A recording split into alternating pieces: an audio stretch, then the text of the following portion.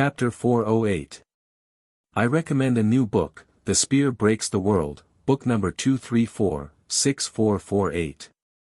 The author, Yang Zhelong, once participated in the book review contest of the coming night. He wrote the coming night finale and won the second prize. Please support him. The great divine priest of judgment, who was sitting on the black jade throne, slowly opened his eyes and looked at the girl kneeling outside the curtain. His face was expressionless, but his eyes seemed to hide many complicated emotions. After a long time, the great divine priest of judgment said coldly, "Although you have become a useless person now, I hope you still have your vision." The voice was slightly hoarse, calm and elegant, but there was a hint of violence that could not be hidden. It directly shook the bead curtain in front of the throne. The clear sound echoed in the empty Taoist hall, like a rainstorm falling into an empty porcelain bowl. Yi Hongyu quietly knelt in front of the curtain. She was not moved by the noise and the power contained in the voice. She just lowered her head and appeared more respectful. A deacon from the judicial department came out from behind the curtain with a file in his hands. He walked to her, smiled gently and comforted her, and then handed the file to her. Yi Hongyu took the scroll quietly. She did not get up and continued to kneel. She carefully read the contents of the scroll and then fell into a long period of thought. The file was sent back to the West Hill by the Divine Hall's diplomatic corps to the Tang Empire. The writer was Priest Cheng Lixue of the Revelation Department. The content of the file was a detailed description of the battle between Ning Ke and Lu Yiqing at the side door of the academy. The focus of the description was, of course, on the divine skill that Ning Ke revealed at the end. "You have seen that person. What do you think?" The cold and solemn voice of the great divine priest of judgment sounded again from behind the bead curtain. Yi Hongyu listened quietly to the sound of the bead curtains hitting against each other. She said slowly, "Ning Ke's cultivation state is so fast that it has exceeded my expectations. As for the divine skill that the Revelation Department thought of, it seems to me that it is just a facade. Because according to the details, the Haotian divine flame that Ning Ke condensed from the Qi of heaven and earth should have burst out from within the blade and not from nature." There was a dead silence in the Taoist hall. Through the details of the file, Yi Hongyu had some doubts about the real means of Ning Ke's knife. This doubt pointed to a very shocking fact, so there was a silence. After a long time, the great divine priest of judgment asked in a low voice, "Are you sure?" Yi Hongyu shook her head and said, "Back then, Mr. Ku had also shown his divine skills to the world.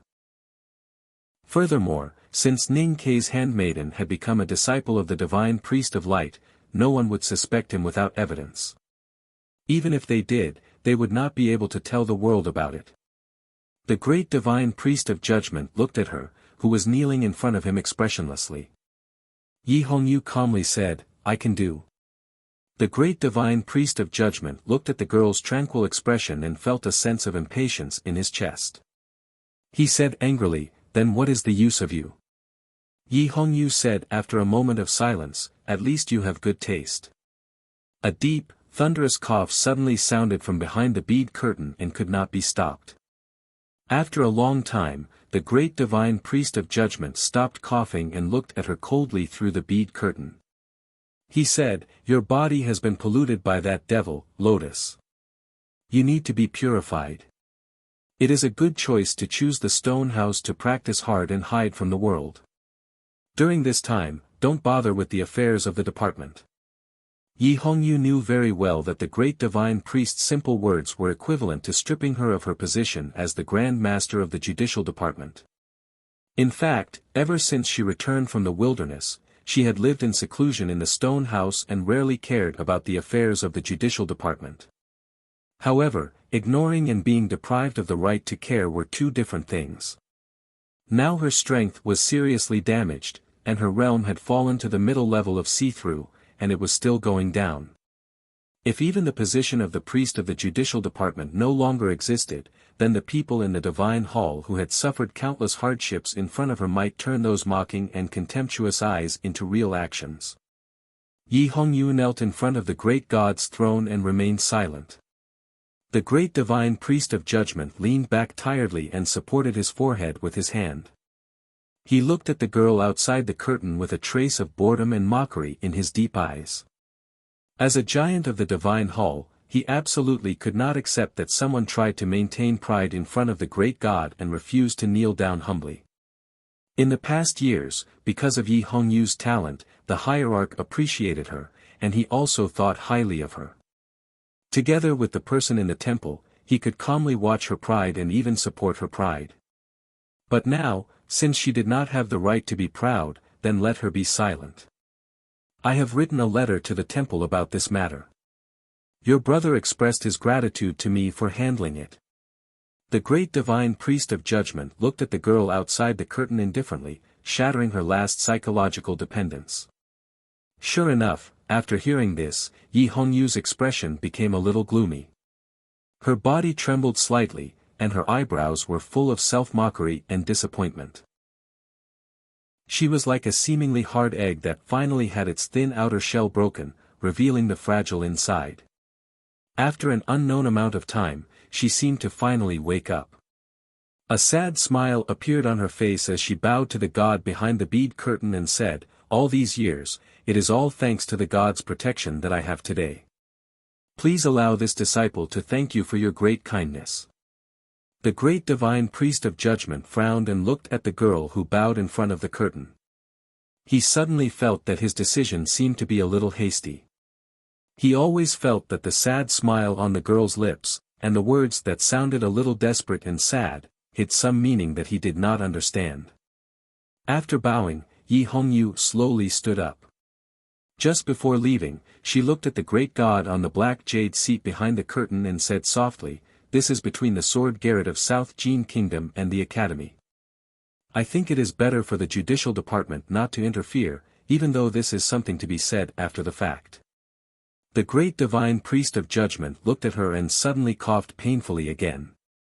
He sternly scolded, "It is not terrible that your state has fallen. It is terrible that your Taoist heart is so timid. The West Hill Divine Palace rules the world, and the judicial department enforces the rules. Who dares to question this?" Yi Hongyu said no more and walked out of the Black Taoist temple. Standing at the top of the high stone steps outside the Taoist temple, she looked at the smoke in the fields outside the Peach Mountain. After a moment of silence, she suddenly sighed and said, "Someone is going to die again."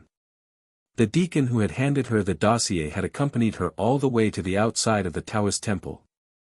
At this time, he was standing quietly beside her. Hearing her lament, he could not help but lament too. He whispered, "The great divine priest has been suffering from colds recently. He has been coughing badly and has a bad temper. Please do not take it to heart, priest. As for the sword garret, those who deserve to die will die." As the most powerful and terrifying great divine priest of the West Hill Divine Palace, he had already entered the knowing destiny state.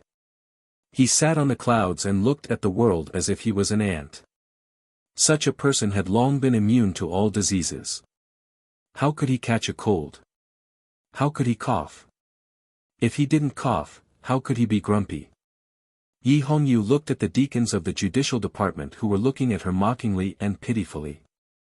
She suddenly said sympathetically, "It is not easy to recover from being injured by the divine priest of light." The West Hill Divine Palace had a hierarch lord and 3 great divine priests. No matter if the person sitting on the great divine priest was old, sick, injured, or imprisoned, as long as he was alive, he would be the great divine priest worshipped by millions of people in the world. Sometime last year, the great divine priest of light, who had been imprisoned in the U prison for more than 10 years, rebelled and escaped. Then he died together with Master Yen Sei on a nameless mountain on the outskirts of Chang'an. There was an empty great divine priest of light in the West Hill Divine Palace. The great divine priest was waiting for someone else. The West Hill Divine Palace could not allow this situation to continue for too long. Therefore, when they knew that the great divine priest of light had left a successor in the world, the divine hall urgently needed to bring that successor back to the West Hill. This matter was still in a state of secrecy for the time being. If the people outside of the Divine Hall knew about this, they would probably have some doubts. Why did the people in the West Hill Divine Palace still choose the successor of the former Divine Priest of Light to take over the position of the Divine Priest of Light, even though he had betrayed the sect and brought great harm to the Divine Hall? But for the people in the West Hill Divine Palace, this matter was very natural. Because the great Divine Priest of Light who rebelled was still the great Divine Priest of Light.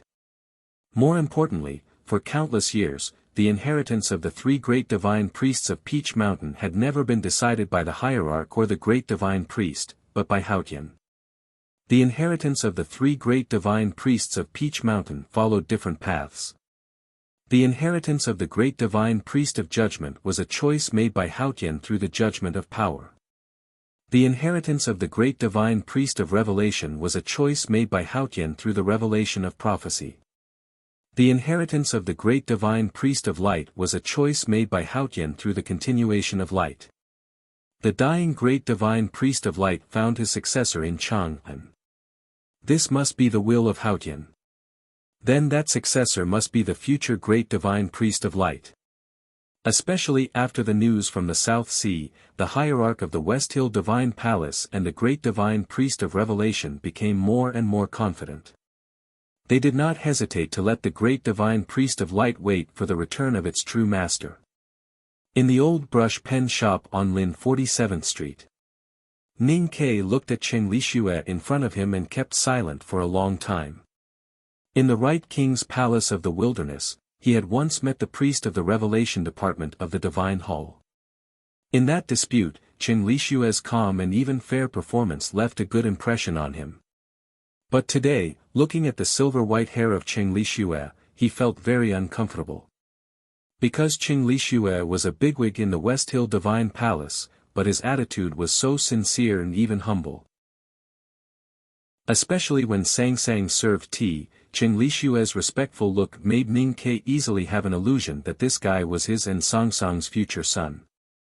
Ning Ke picked up the teacup on the table and thought for a moment.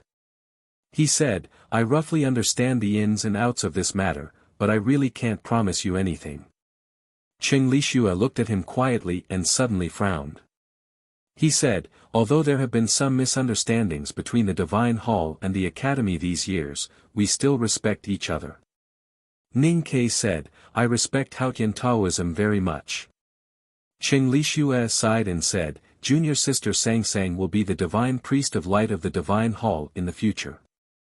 Including me, hundreds of millions of Haotian believers in the world have to kneel in front of her and dare not speak or look at her. But Mr. 13, you let her make the bed and serve tea here. Then where is the respect for Haotian Taoism? My state has fallen, but I can't be weak. I'll write another chapter. The update time must be very late. I don't know when I can write it. To be continued. If you like this work, please come to Chidian.com to vote for me. Your support is my greatest motivation. Chapter 409. Hearing this, Ning Ke looked at Sang Sang who was cooking in the backyard. After a moment of silence, he shook his head and said, "To be honest, I still feel that the whole thing is ridiculous. I watched her grow from a little girl to a little girl. I know she has something special about her, but I didn't expect it to be so special that it could alarm the West Hill Divine Palace."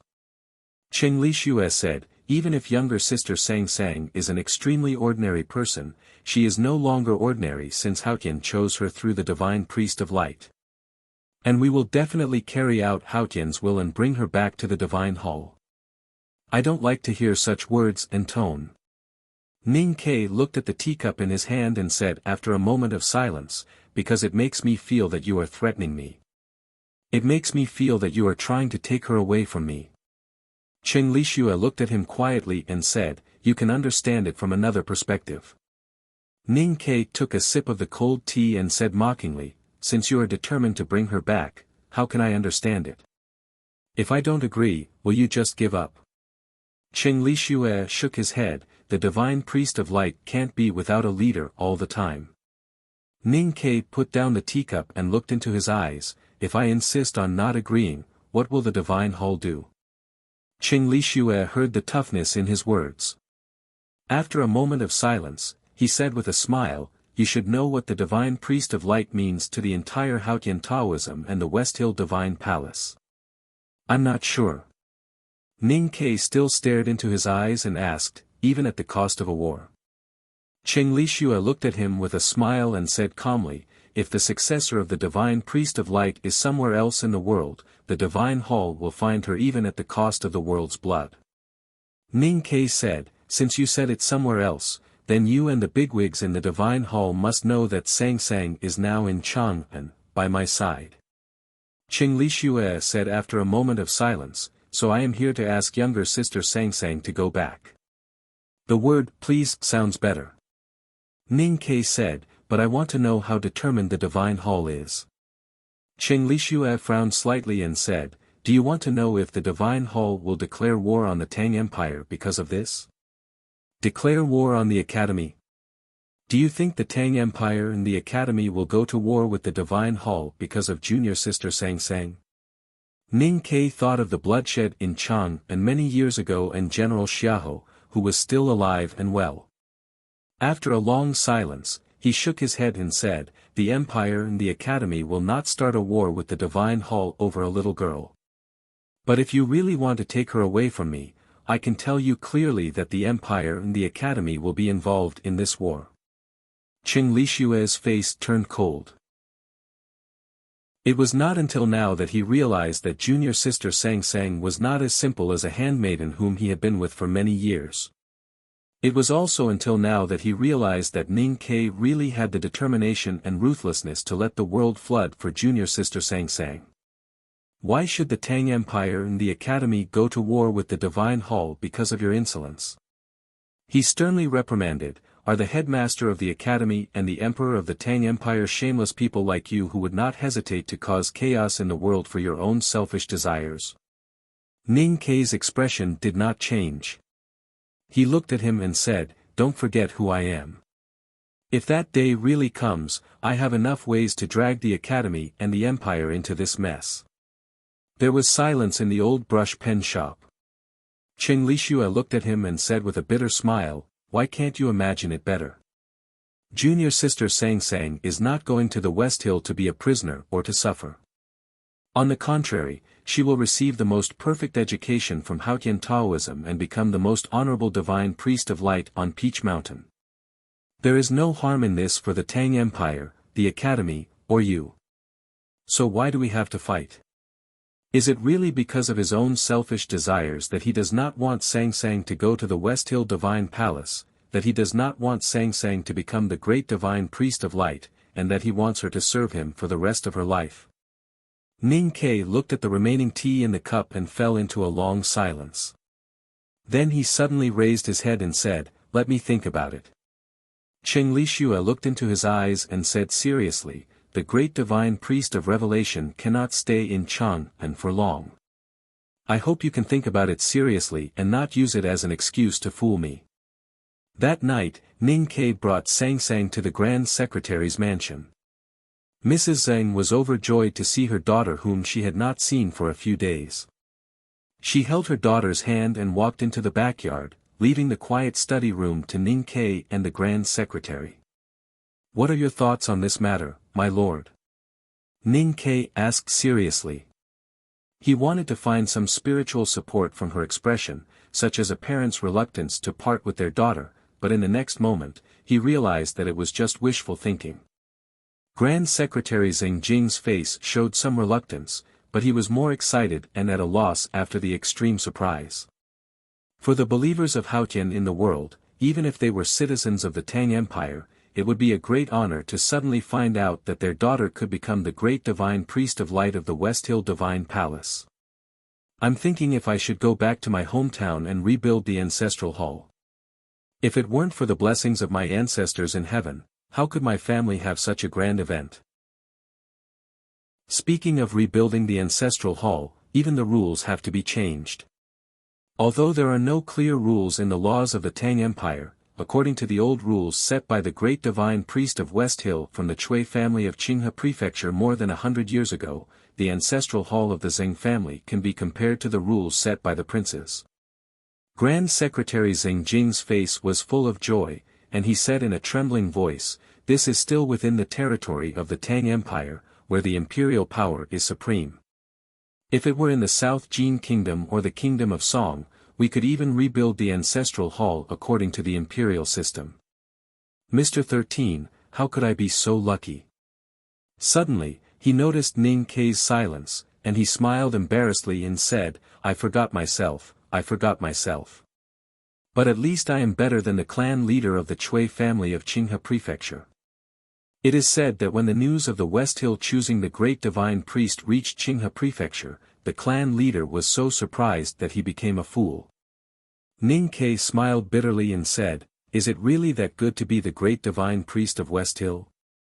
Zheng Jing was stunned, and his face was full of surprise. He thought that as a core disciple of the headmaster of academy, how could he ask such an absurd and even retarded question? For the people of the world, being the great divine priest of West Hill was more perfect than being an emperor. If this was not good, then what other good things could there be in the world? Zheng Jing suddenly came to his senses, and he looked at him in disbelief and said, "You don't want Sang Sang to go to West Hill?" Ning Kei was silent for a long time, and then he said, "It's not that I don't want to, it's just that I haven't thought about it yet."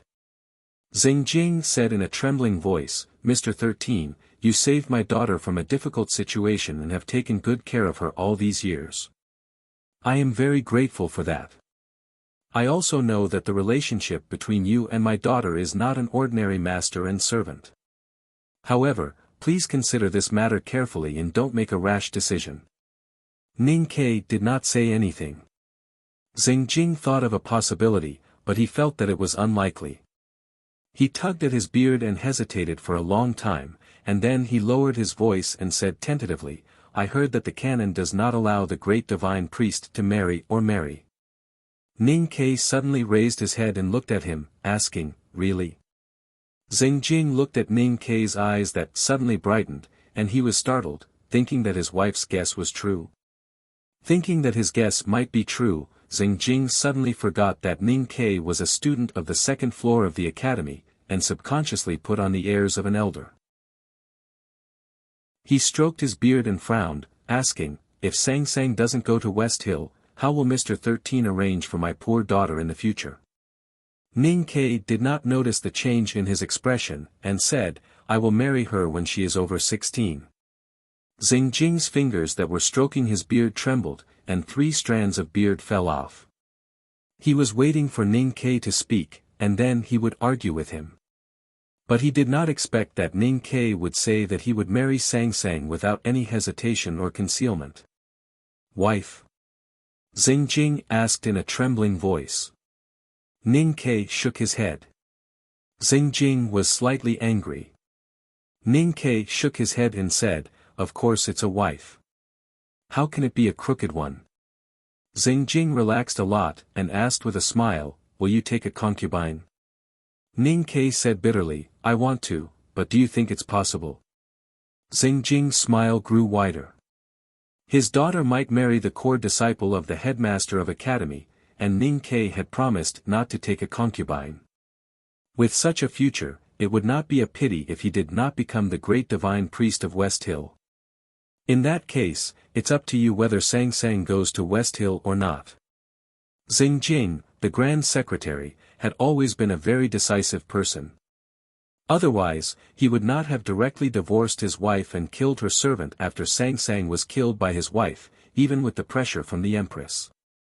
Therefore, after hearing Ning Kei's words and thinking about the pros and cons of the two choices, he did not hesitate to remove himself and his wife from this matter, and put all the pressure on Ning Quebec. Ning Kei said painfully, "Shouldn't we discuss this kind of thing?"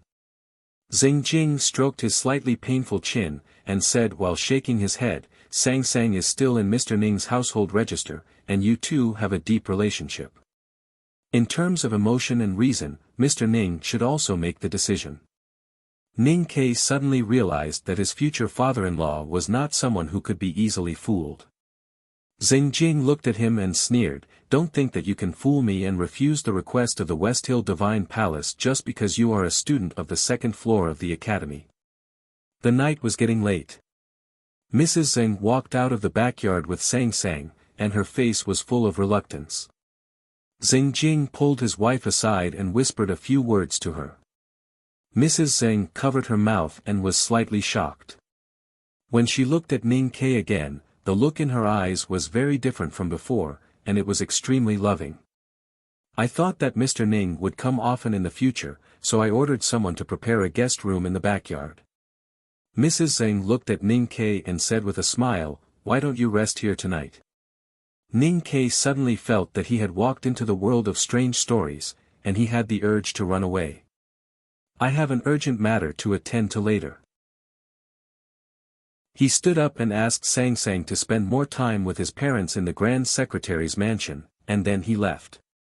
He went to the second street of Spring Breeze Pavilion.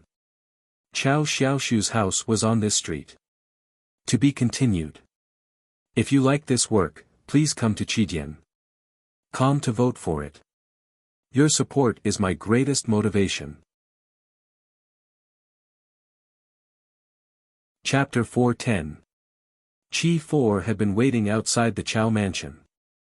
Seeing that Ning Ke had finally appeared, he let out a sigh of relief and led him into the mansion, whispering the latest situation along the way. It was already late at night, but the hall of the Chao mansion was still brightly lit. Several people sat silently in the hall, and the atmosphere was somewhat depressing. When they looked at the old master sitting at the head of the table, they would always have a gentle smile on their faces, but the smile seemed a little forced. Chi 4 led Ning Ke into the hall. Everyone stood up, cupped their fists, bowed, and introduced themselves. Chang San, Chang Siwei. Lu Wu, Lu Si. Fei Lu, Fei Jingwei. Chen 7. The people in the Chao mansion today were all former leaders of the Fish Dragon Gang. After the Spring Breeze Pavilion case, their identities were exposed, and they could only leave the Fish Dragon Gang and return to the Imperial Court. Now, they had important positions in the Valiant Cavalry Battalion and the Bodyguard Office. Everyone was gathered here for that matter. Before Chao Xiaoshu left Chang'an, he had specially brought his brothers to Lin 47th Street to let Ning Ke meet them. Ning Ke knew the identity of these people. From the perspective of the secret guards, they were considered colleagues, so it was not strange for them to appear here. Chang San and the others looked at Ning Ke with a complicated expression. Before Chao Xiaoshu left, he had vaguely intended to entrust them and the Fish Dragon Gang to Ning Ke, but Ning Ke did not accept. They had always been puzzled about this, and did not understand why Chao Xiaoshu trusted him so much. However, 2 years had passed in a flash, and Ning Ke had long become a celebrity in Chang'an. Only then did they realize that second brother Chao had long seen through this man's extraordinary abilities. "This is Old Master Chao." Chi 4 introduced. Ning Ke looked at the white-haired old man, who had a worried expression on his face. For some reason, he felt a little annoyed. He frowned and said, he should not travel far with his parents around, but he does travel happily and freely.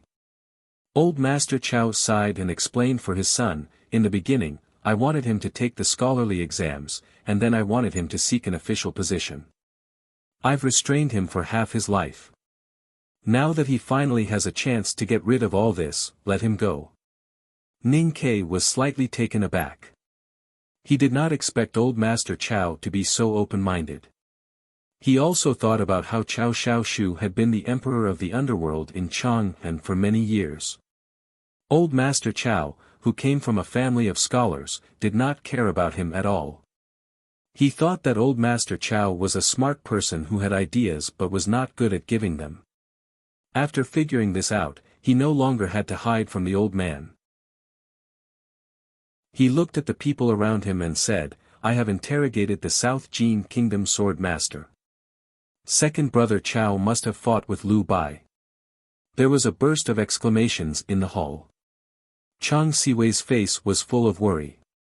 They had gone through thick and thin with Cao Xiaoshu for many years and had a kind of almost foolish confidence in him. However, when they heard that the person who attacked was really the Sage of Sword, Liu Bai, they could not help but feel shocked and at a loss. The sage was the most powerful man in the world. Of Cao Xiaoshu. And was, and how? Of Cao. Of. Ning Ke said, Lu Yiqing doesn't know the exact result of that battle. Cao Xiaoshu's sword was taken away, so he must have been seriously injured. But we don't know where he is now. Qi For scratched his head and said in a distressed tone, with second brother Chao's personality, he definitely wouldn't do something so stupid. What we need to confirm now is how serious his injuries are. Is he hiding in a small village or is he imprisoned by the South Jin Kingdom? Not in the Sword Pavilion. Ning Ke looked at the crowd and said, Lu Yiqing would not dare to lie about this, because the academy will keep him imprisoned until we find Cao Xiaoshu. Besides, the academy has already sent a letter to the Sword Garret to ask Liu Bai. Although the people present used to be famous in the underworld of Chang'an and were now important figures in the imperial court, they did not know much about the world of cultivators and did not know how to deal with it. When they heard Ning Ke's words and knew that the academy would personally come forward, they immediately felt relieved. Chang San added, His Majesty also knows about this. Tomorrow, he will write an official letter to the king of the South Jin Kingdom to ask for Cao Xiaoshu. I think the people of the South Jin Kingdom will consider it carefully. Chen Seven had been standing silently in the corner, hiding behind the crowd. It seemed that he was not used to being seen by so many people. Suddenly, he said, I think there is something wrong with this. Everyone looked at him, including Ning Quebec. Ning Ke had noticed that when everyone introduced themselves, only Chen Seven did not. At the same time, he remembered the description of the fish dragon gang in Chang'an's Jianghu world. Chang 3 was cold, Qi 4 was ruthless, Lu V was vicious, Fei 6 was vicious, and Chen 7 was sinister. How sinister was Chen 7? The Sage of Sword, Liu Bai, attacked second brother Cao probably because he was eager to hunt, or because he wanted to suppress the Tang Empire's momentum, or because second brother Cao ate a grain from the Sword Garret. Chen 7 lowered his head and spoke slowly as if he could not feel the crowd's gaze. Although what he said was funny, his voice was as gloomy as a mouse in the shadows. That is not important. The important thing is, why did Lu Yiqing challenge the academy? Why did he take second brother Chao's sword, and why did he want everyone to know about this? I am not a cultivator, and I don't know what cultivators usually think. But I think that if cultivators are still human, then their way of thinking is no different from us ordinary people.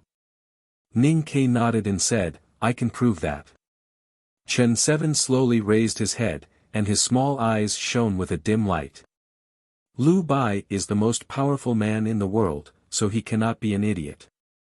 It is possible for him to send his own brother to humiliate the academy. Even if he loses, he can use the academy to sharpen his brother's cultivation. It is also possible for him to punish second brother Cao and you for the disciple who died in the hands of the two of you in Spring Breeze Pavilion 2 years ago. But I don't think he will think that it is feasible to take second brother Chao's sword and make you think that second brother Cao is dead, so that his own brother will become blind. Ning Ke was silent. He recalled the battle at the side gate of the academy and confirmed that what Chen 7 said made sense. If he had not seen Cao Xiaoshu's sword in Lu Yiqing's hand, he would not have chosen to attack so fiercely. It was not good for him to blind the Sage of Sword, Liu Bai's brother. If I were Liu Bai, I would first defeat second brother Cao, who had entered the knowing destiny state, and then let my brother defeat Ning Quebec. That would be enough to make up for what happened in Spring Breeze Pavilion.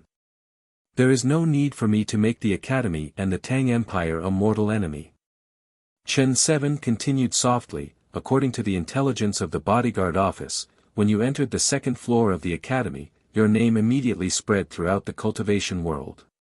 Even though we are not cultivators, we all know that your name is in the tomes of arcane, and many details of the Spring Breeze Pavilion case have also been spread.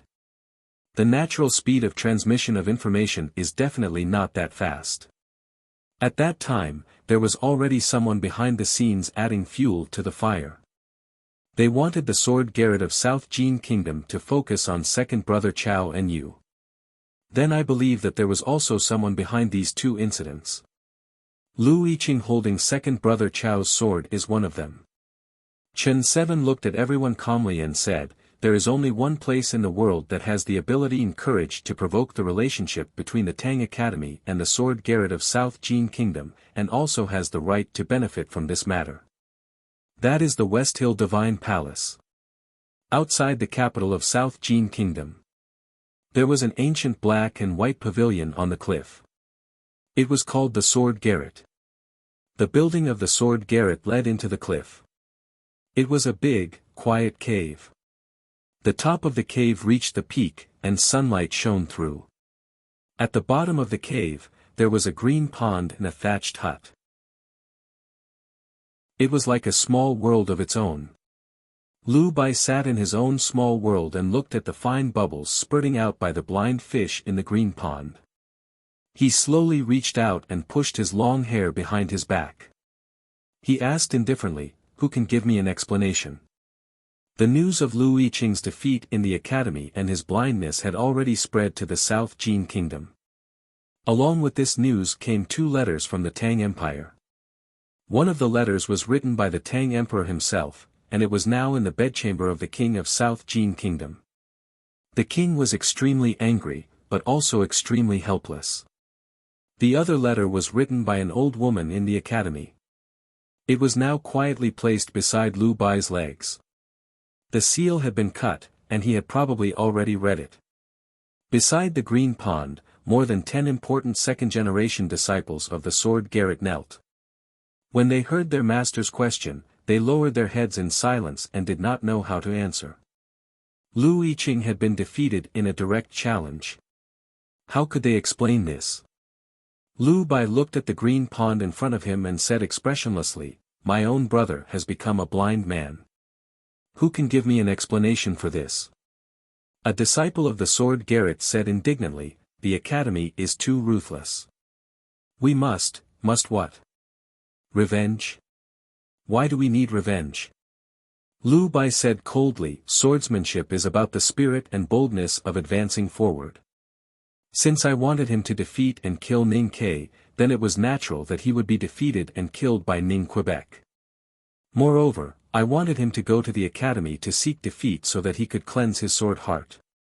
The disciples were shocked speechless. Only then did they realize that their master had already expected Lu Yiqing to lose. Lu Bai glanced at the letter beside him and said in a cold voice, "I just don't understand. I asked Yiqing to cleanse his own sword, but why did he bring Chao Xiaoshu's sword? Everything about the Sage of Sword, Lu Bai, was a sword, whether it was his loose black hair, the belt around his waist, the slightly swaying sleeves, his eyes, his back view, or his voice." When his voice became colder, the disciples of the Sword Garret beside the pond seemed to see a divine sword slowly being pulled out of the ice. Their eyes were pierced by the sharp sword style and they began to tear up immediately. The disciples were terrified and kneeled on the ground, trembling and not daring to say a word.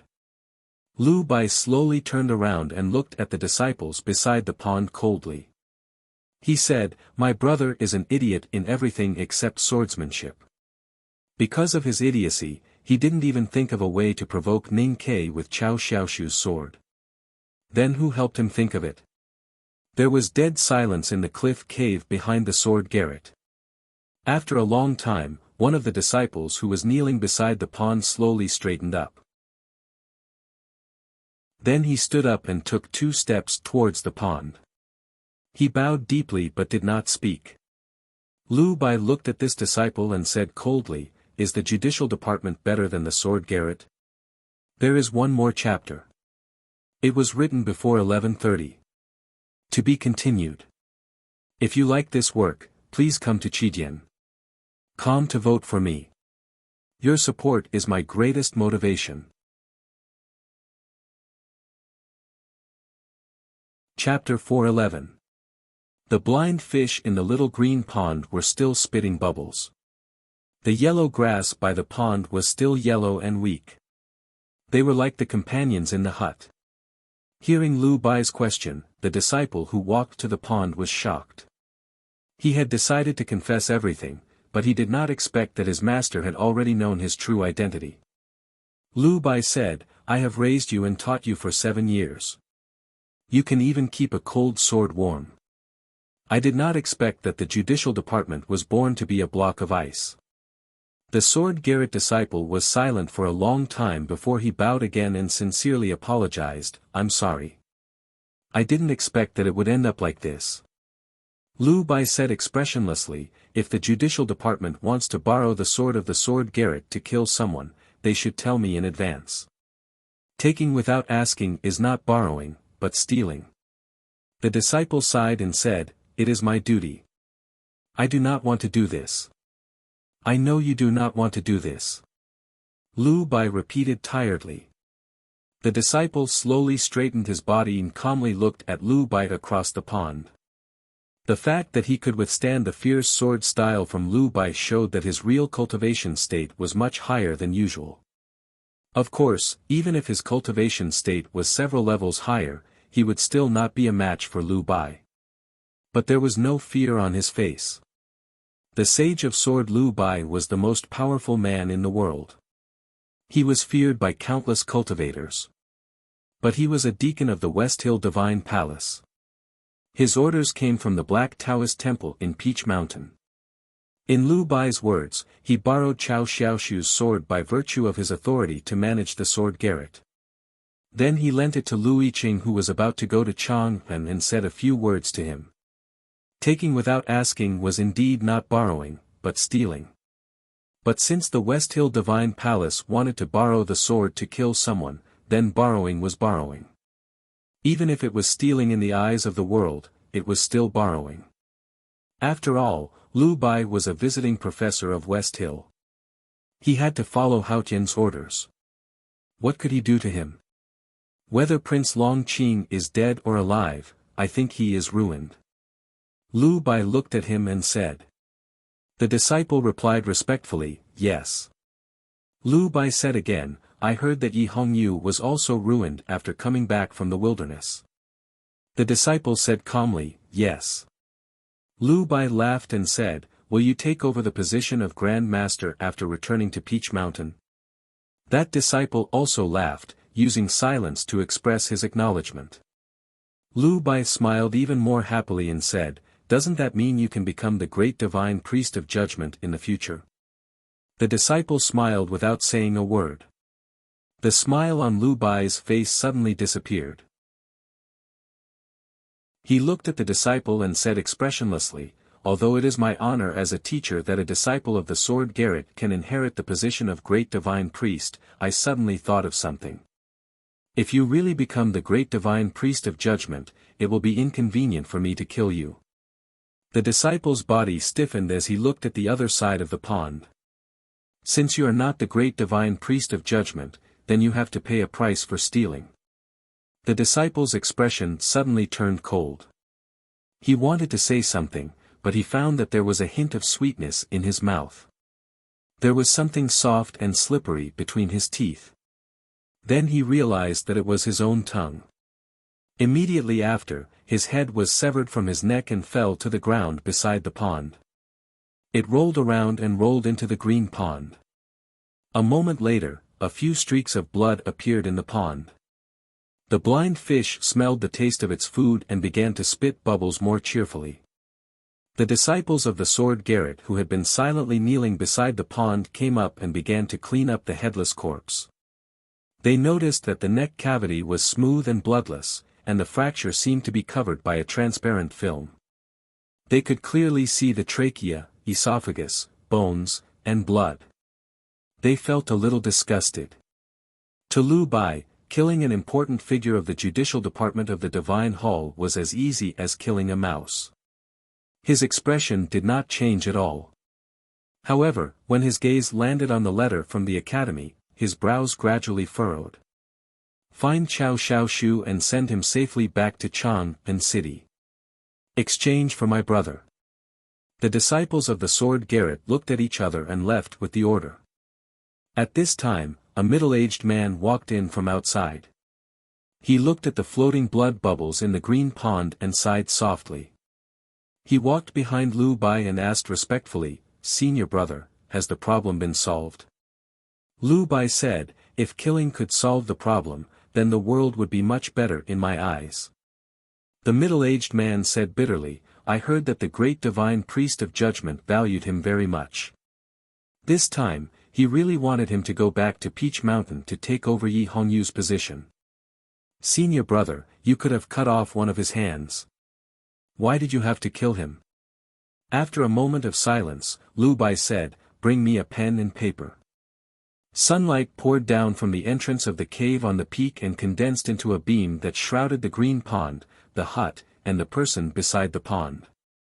Lu Bai sat beside the pond under the sunlight and thought for a long time. Then he picked up the pen and paper beside him and slowly and casually scribbled on the yellowish paper. He was not writing, he was drawing. The soft ink pen walked on the paper that could not be spread flat. The lines were twisted and knotted and trembled from time to time.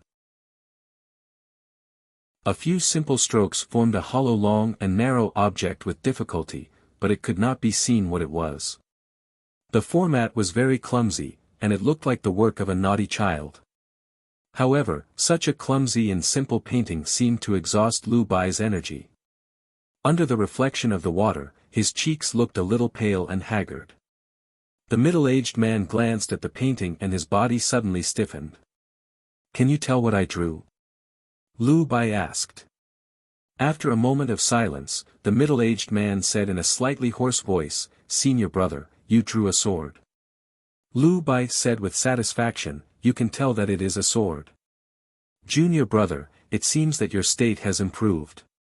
The middle-aged man forcibly suppressed his shock and asked, "Senior brother, who are you going to give this sword to?"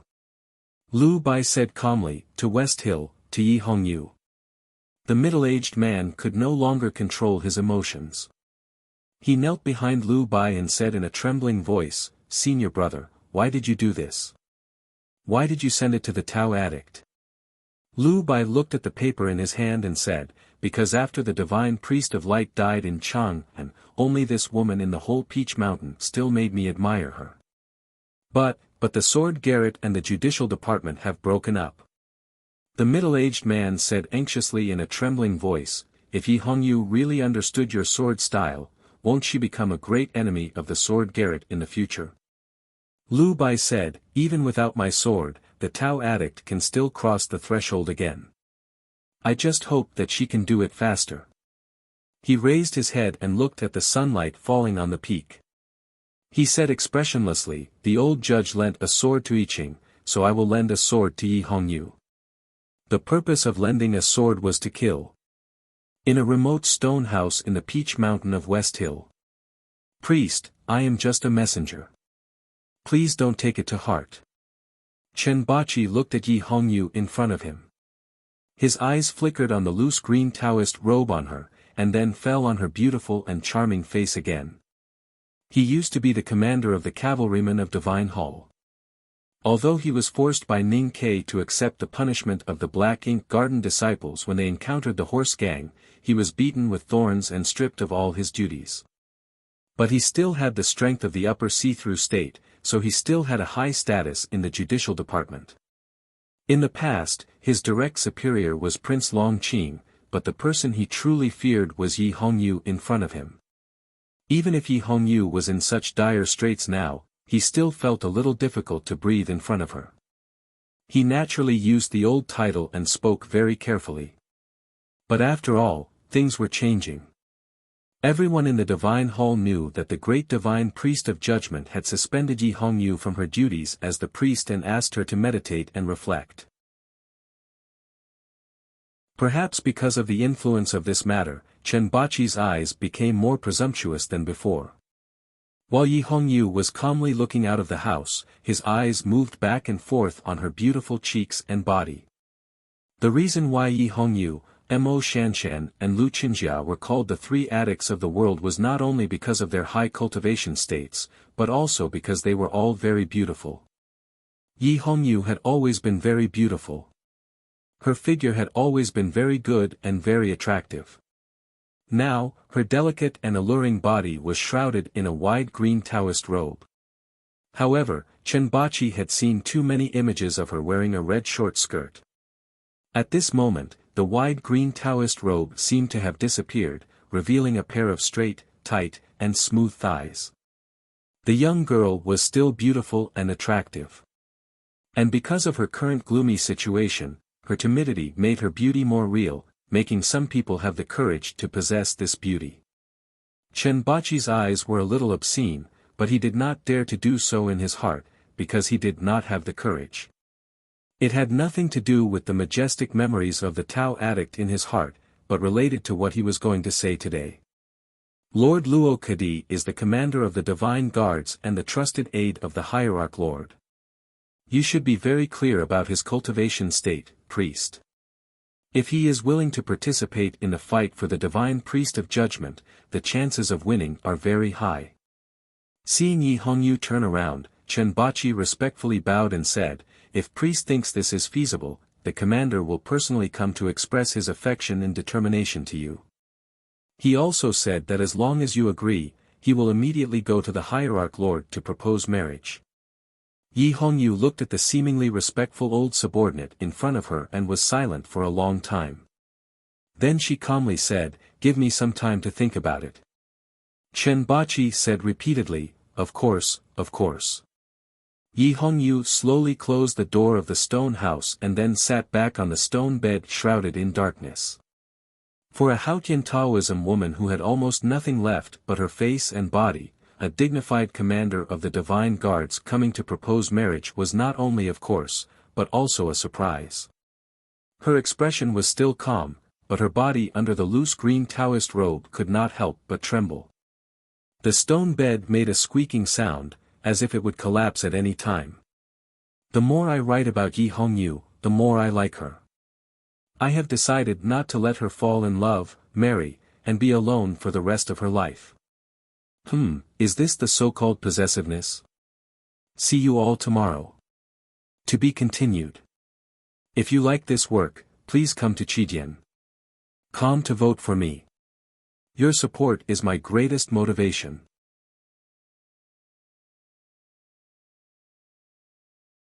Chapter 4:12. In the front gate of the Devil's Doctrine in the Wilderness, Lotus not only polluted her flesh and blood, but also her state of mind. Her originally clear Taoist heart was covered with dust because of something in the past. Moreover, because her knowing destiny state was not stable, there was no possibility for her to recover after she forcefully lowered her state. If she was an ordinary cultivator, she would have given up in despair when encountering such a setback. But she was not an ordinary cultivator. She was a Tao addict who was obsessed with Taoism. She was very clear that all setbacks were tests from Haotian. As long as her Taoist heart was strong enough, she could turn all of these into the most beautiful scenery on the long road of cultivation. In the wilderness, she had seen the stone array tactics set by the Divine Priest of Light 1,000 years ago. She had seen Mr. Kuzharan's sword that split the heaven and earth. These scenery were silently waiting for her to admire and absorb. But other people in the West Hill Divine Palace did not know. The great Divine Priest of Judgment did not know. Luo Kadi, the commander of the Divine Guards who wanted to force her to marry, did not know. The result of not knowing was that the West Hill Divine Palace not only treated her with indifference, mockery, contempt and humiliation, but also deprived her of the time she needed the most. Yi Hongyu needed time. Time to see through the scenery and see through the paper covering her eyes. So she could calmly ignore those complicated gazes and those harsh words. She could appear timid and even humble. She could kneel in front of the Divine Priest and respectfully act as if she was a hopeless waste. However, the situation she was facing now had suddenly become difficult. Although the commander of the Divine Guards, Luo Kadi, was a rare master in the divine hall and the most trusted subordinate of the hierarch, Yi Hongyu would never consider marrying him. Not because of his age, not because of his appearance, not even because she had no feelings for him. Because for the sake of cultivation, she could not have any feelings. But because, he wanted her to marry him. He wanted her to marry him, not he begged her to marry him, not he asked her to marry him. This was a humiliation she could not accept.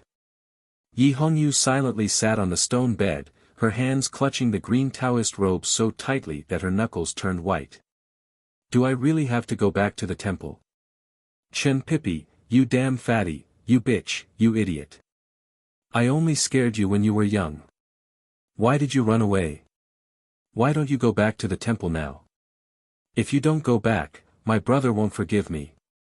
How can I go back? Perhaps it was because she thought of Chen Pippi, the hateful guy, or because of her brother, Yi Hongyu could no longer control her emotions. She lowered her head silently, and her eyes were full of grievance, sadness, and timidity. At this time, she was no longer the Tao addict or a loser. She was just a very ordinary girl. When an ordinary girl was forced to marry, she would naturally get angry easily. Hence, Yi Hongyu became very angry at this moment. She looked coldly at the closed door of the stone house and thought that she should kill Chenbachi, Luokadi, and everyone who dared to look at her like that. However, the anger in her eyes gradually turned into frustration and self-mockery because she had no more time. She could not return to the temple. It seemed that she could only angrily and helplessly sit by the stone bed. At this moment, someone arrived outside the stone house. "Sir, there's a letter for you." The person outside the stone house did not call her a priest. He did not deliberately show respect, but such a simple sentence showed enough respect. This was the respect that only she could feel. Yi Hongyu raised her eyebrows slightly, and her expression changed slightly. In the divine hall, she had not been so respected for a long time. The door of the stone house opened. She recognized that the person was a very ordinary deacon of the judicial department. The deacon respectfully handed over a letter with both hands. Then, without saying anything, he turned and left the stone house. The door of the stone house closed again, and darkness reappeared. Yi Hongyu walked back to the stone bed and sat down. She quietly looked at the letter in her hand and did not speak for a long time. The envelope was made of ordinary craft paper. There was nothing special about it, and there was no writing on the cover. She used to be the Grand Master of the Judicial Department. Although she did not manage the specific affairs of the department, she still had a pair of eyes that could see through all the details in the world and find clues from them. The seemingly ordinary craft paper was the most common craft in the paper workshop in Danzhou. Then this letter came from the South Jin Kingdom. Yi Hongyu was sure that she did not know anyone in the South Jin Kingdom, so she did not know who the writer was. She opened the envelope, took out the letter inside, and slowly unfolded it. The letter was made of yellowish papyrus. There was a pattern drawn on the papyrus. The person who drew the picture was obviously not good at painting. The lines were crooked and trembling. It was extremely ugly and clumsy. It was impossible to understand what he drew. Yi Hongyu looked at the long and narrow hollow pattern on the yellowish paper. Her fingers, which were holding the two corners of the paper, trembled slightly. She did not speak for a long time. She understood what was drawn on the paper. It was a sword. The sword of the Sage of Sword, Liu Bai. The kingdom of Yu was south of the South Jin Kingdom and east of the Great River. It faced the relatively quiet South Sea, so the fishing port was much more prosperous and lively than the one in the Kingdom of Song. A young man in a cotton shirt walked out of a fishing boat.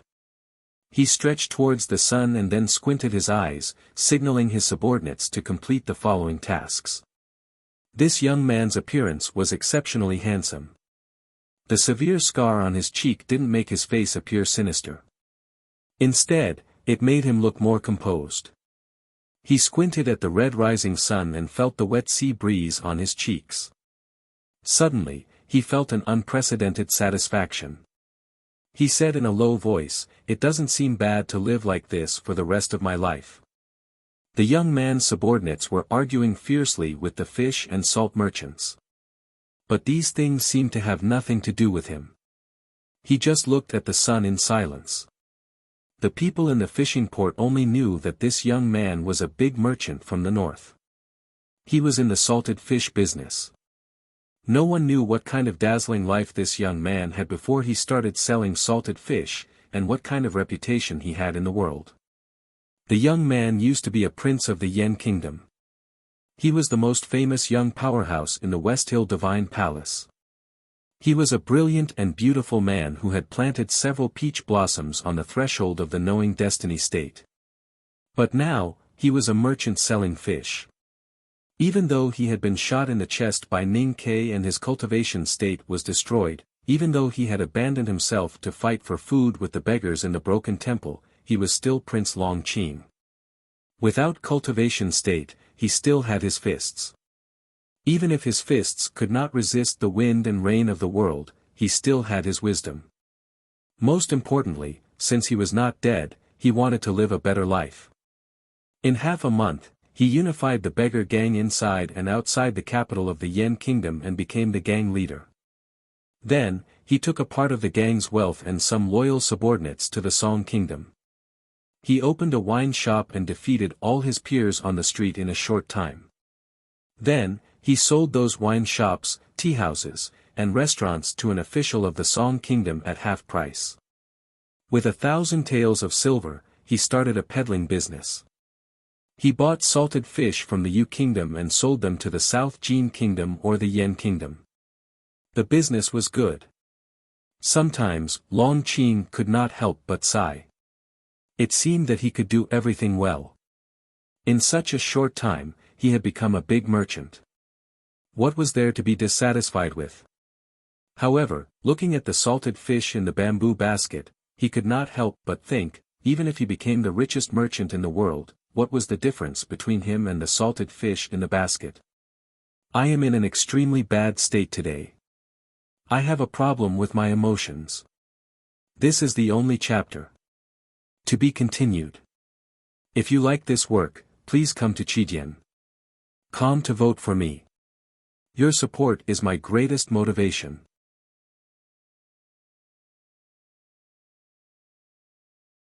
Chapter 413.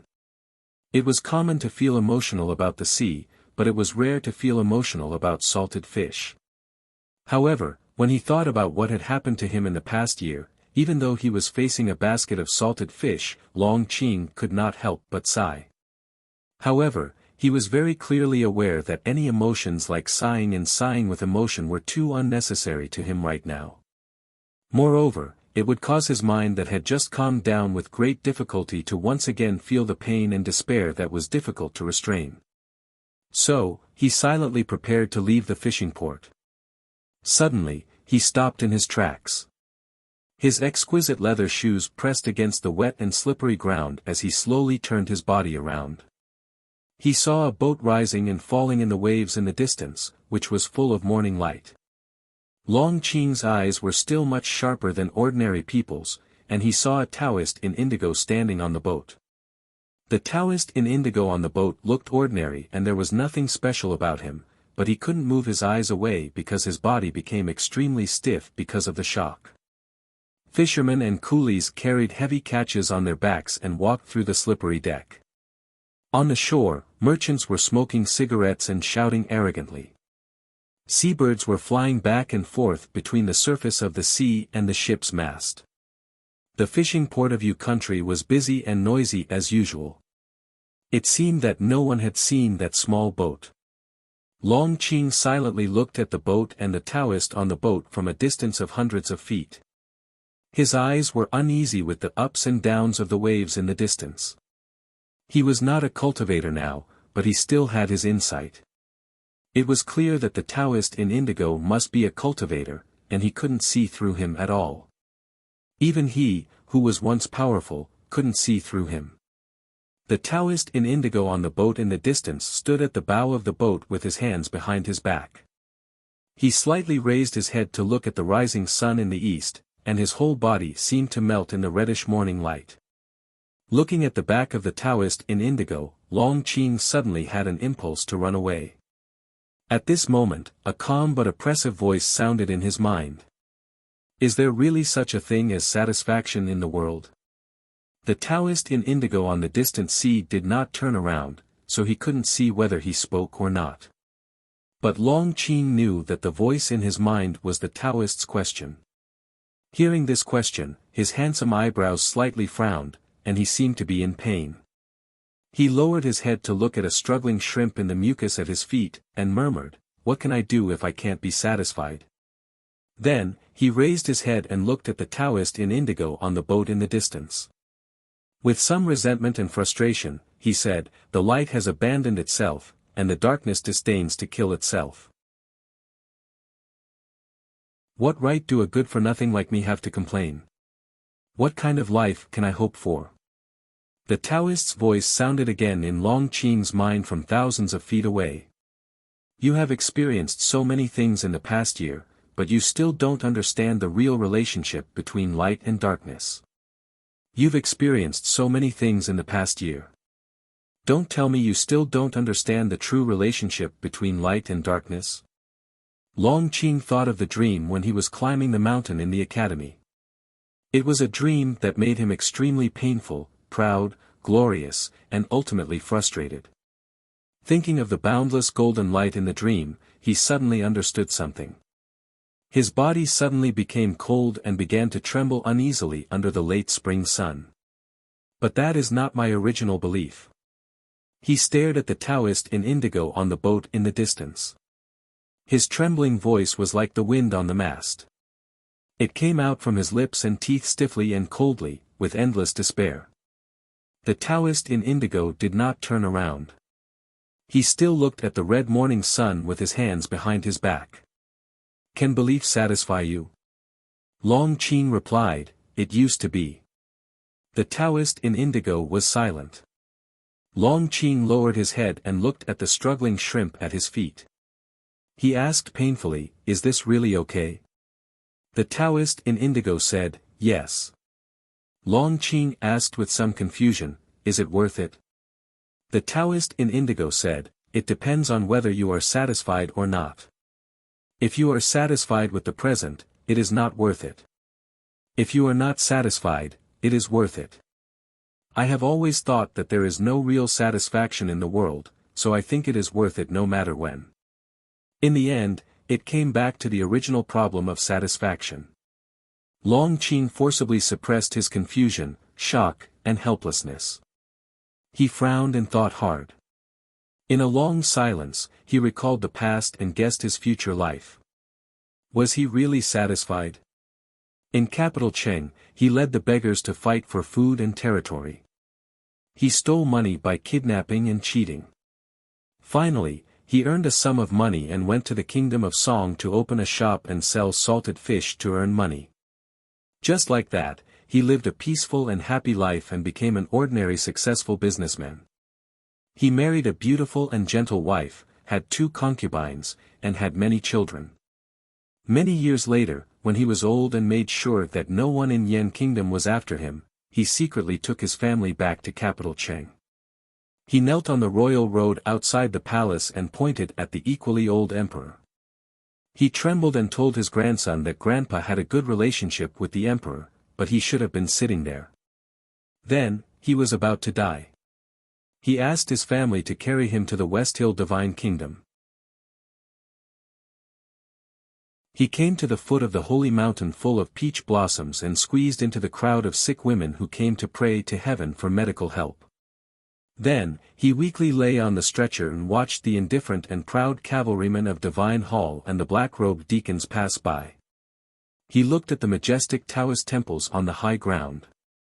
2 lines of tears flowed down his wrinkled cheeks and he cried weakly, "I should have been sitting there."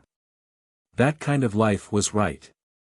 For that kind of life, it was worth doing anything, even if he had to betray his original belief and accept the most painful spiritual baptism. Long Qing stood in the morning light by the sea and stood in the smell of salted fish and sea breeze. He was unconscious and didn't smell the stench. He was like a soulless body. Suddenly, he knelt down. With a crisp sound, his knees crushed the struggling shrimp in the mucus in front of him. He looked at the boat hundreds of feet away and the body of the Taoist in indigo. He put his hands on the ground and knelt down. Tears flowed down his face silently. He trembled and said, "Please guide my way." The voice of the Taoist in indigo sounded in his mind again, "Follow me." Long Qing, who was kneeling on the ground, was a little confused. He didn't know how to approach the boat, nor how to follow the back of the Taoist in indigo on the boat. When he raised his head, he found that he was no longer in front of the fishing port, but a vast blue sea. Seabirds fell into the sea from time to time, disturbing the morning light and the color of the sea. The back of the Taoist in indigo was only 2 steps away from him. He didn't know when he had come to the boat. Long Qing looked at the Taoist in indigo standing at the bow of the boat and was shocked speechless. When he saw the picture on the side of the boat, he couldn't help but narrow his eyes. The South Sea was much calmer than the East Sea, but the wind and waves were still very strong. Ships that could sail in the South Sea, no matter their size, were very particular. Before the construction of the ship, the wood used for the ship had to be piled up in the shipyard for a long time, exposed to the wind, rain, and sun. Only after the stress was relieved could it be used. In other words, any ship wood was dead wood.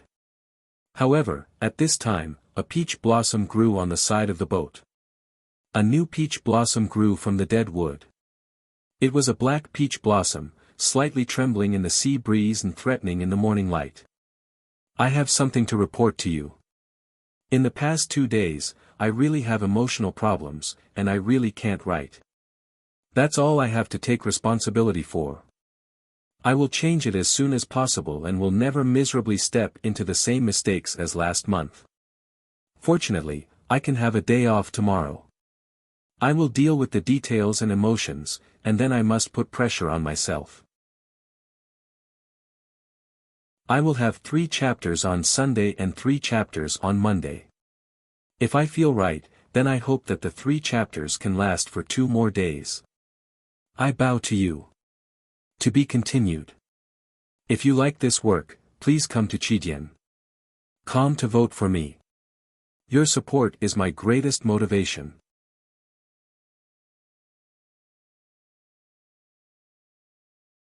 Chapter 4:14. Looking at the clansman's formation, the woman knew that what she was most afraid of had finally happened.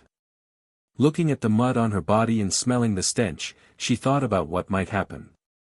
Fear and grievance intertwined in her heart, and tears flowed down uncontrollably.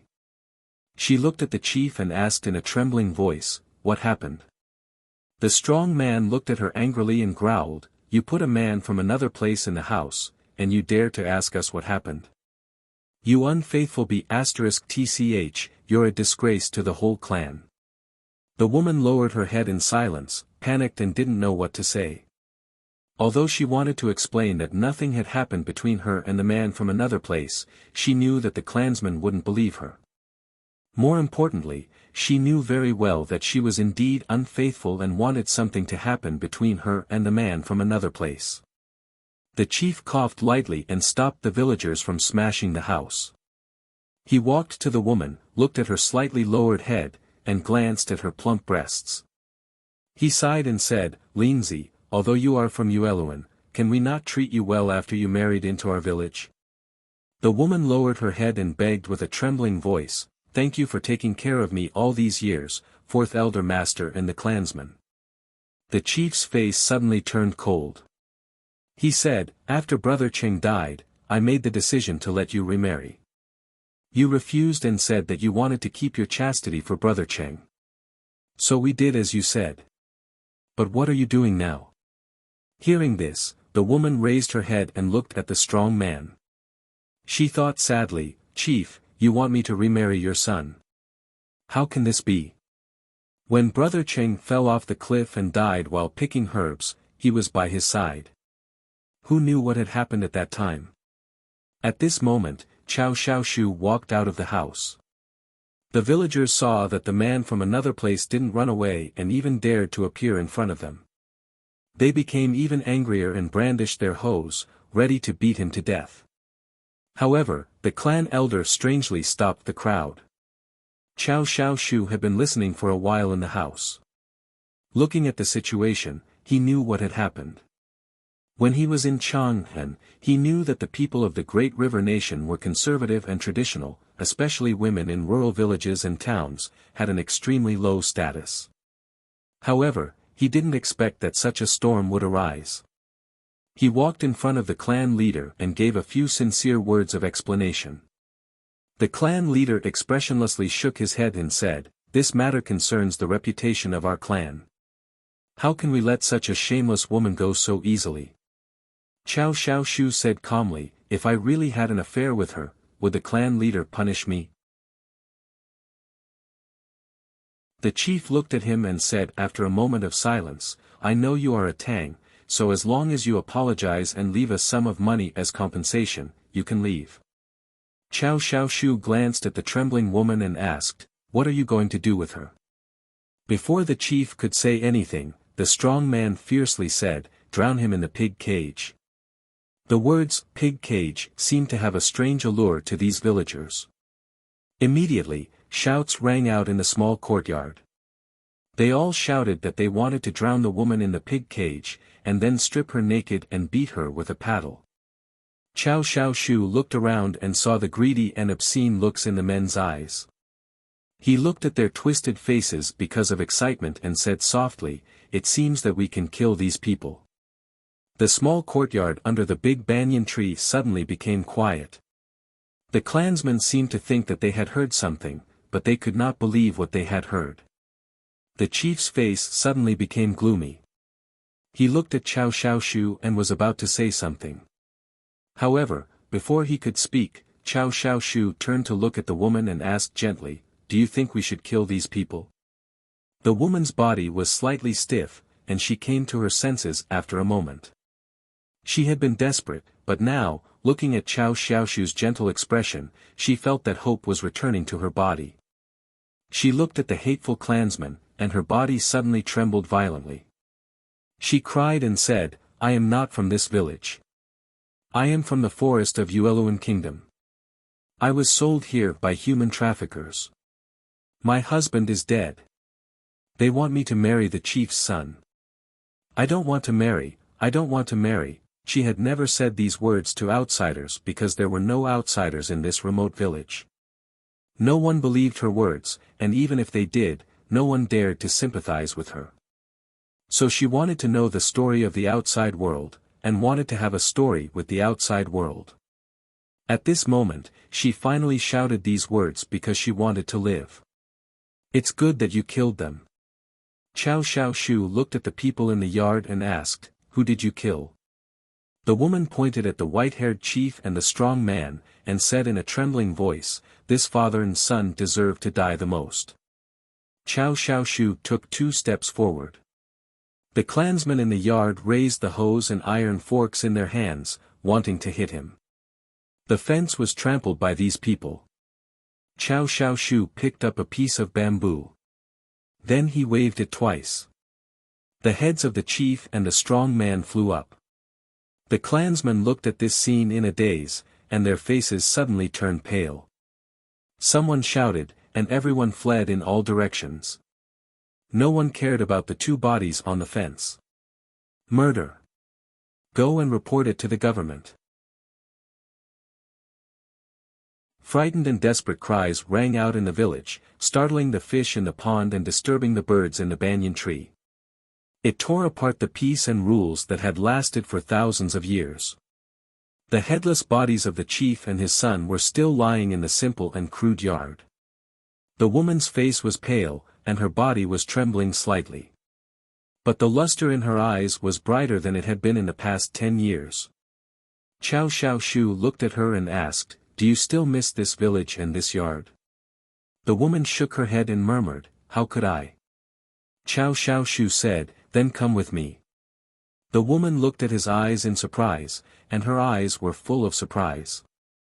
She said nervously, "Okay." She was very nervous, so she didn't ask where he was going. She wanted to go with him. As long as she could leave this village, she was willing to go wherever he went. However, at this moment, Chao Xiaoshu suddenly became silent. He frowned slightly, as if he was hesitating. Some words should not be said at this time. The woman's body was slightly stiff. After a moment of silence, she said bitterly, "Yes, I am a shameless and dissolute woman. How can you bring me home? You'd better give me some money, and I will live on my own. In the end, I will still ask you for money, but I don't care if you laugh at me." Chao Xiaoshu looked at her and said, "I will only give money to one kind of woman." The woman's face was pale, and she said miserably, "I see. Unfortunately, although I am a dissolute widow, and I want to give my body to you, I am not willing to earn money from you with my body." Chao Xiaoshu looked at her eyes quietly, and said gently, "You misunderstood me. I mean, I will only give money to my wife, but I don't know if you are willing to give it to me." The woman was stunned for a long time before she came to her senses. She rubbed her eyes, wanting to cry, but also feeling a little embarrassed. Chao Xiaoshu looked at her and smiled. He went into the house, packed his luggage, and then walked into the yard. Looking at the woman who was still in a daze, he said, "Let's go." The woman took the luggage from his hand. The two then left. Ning Ke had been thinking about three things. The first thing he wanted to know was why the Sadhu Daosher was able to find him in Chang and with such accuracy. Was there someone behind the scenes who was behind this? Second, if the judicial department of the Divine Hall was involved in the sword garrot's provocation of the academy and the theft of Chao Xiaoshu's sword, then where would the sword garrot be if not Chao Xiaoshu? Third, how to reply to the West Hill Divine Palace's request to take Sang Sang away. The last two things were related to the West Hill Divine Palace. Thinking of Cheng Lishua's attitude towards the judicial department, he felt that he should go to the Southern Gate Temple, at least to inquire about some things. The great divine priest of revelation was now in the Southern Gate Temple. To negotiate with such a bigwig, he must first of all, of course, unify the opinions of his side, so that they could work together. Girls must have some dreams in life. Look at the Tao addict, her dream is very simple. She wants to walk to the end of the long road of cultivation. Look at Situelan, she wants to be the greatest female general in the history of the Tang Empire. Even Tang Xiaotang wants to be the most powerful woman in the world. Ning Ke stood behind Sang Sang and muttered. Sang Sang squatted by the well, concentrating on pickling the small yellow croaker. She did not want to talk to him, nor did she want to discuss this matter with him. Only with dreams can there be pursuits. Only with pursuits can life be fulfilling. A woman without dreams will eventually become a lifeless fish eyeball, a salted fish that cannot turn over a new leaf. Looking at her thin back, Ning Ke sighed and said, "Of course I don't want you to leave. But since you have the ability, it would be a pity to waste your time on daily necessities. I'm afraid that when you grow old, you will be afraid of your current choice." Sang Sang placed the salted fish in the bamboo basket and washed her hands in the cool well water. She turned to look at him and said, "I've thought about it carefully. I still don't want to go to the West Hill." Ning Ke asked, "Why?" Sang Sang said seriously, "It's the same old problem. Who will cook for you after I leave?" Ning Ke said, "This is indeed a troublesome problem. It's easy to find a few more maids. The problem is that I can't sleep well without you." After a while, he shook his head and said with emotion, "But I can't let the West Hill Divine Palace lose the great divine priest of light just because there is no one to cook for me and I can't sleep well. This matter will be recorded in the history books. My body will definitely be dug up by the future generations." That night, the master and the servant had a very deep conversation about this matter. They talked until late at night before reaching a preliminary conclusion and falling asleep wearily. The next morning, Ning Kai and Sang Sang washed up and had breakfast. When they were about to go to the Southern Gate Temple to visit the great divine priest of Revelation, they suddenly heard the ritual music coming from the distance. The neutral and peaceful ritual music gradually approached Lin 47th Street from afar. Wherever the music reached, there was first a noisy discussion and then absolute silence. Ning Kai was a little surprised. He pushed open the door of the old brush pen shop and looked at the entrance of the alley. He saw fresh flower petals flying all over the sky, and the music was gentle. A divine sedan was slowly coming under the solemn guard of honor. The great divine priest of Revelation had arrived. Damn it, it only took me an hour to finish this chapter. I still like to write this kind of rural literature. Does it start from Yingxiu? I'll try to finish the 3rd chapter before midnight. To be continued. If you like this work, please come to Chidian.com to vote for me. Your support is my greatest motivation.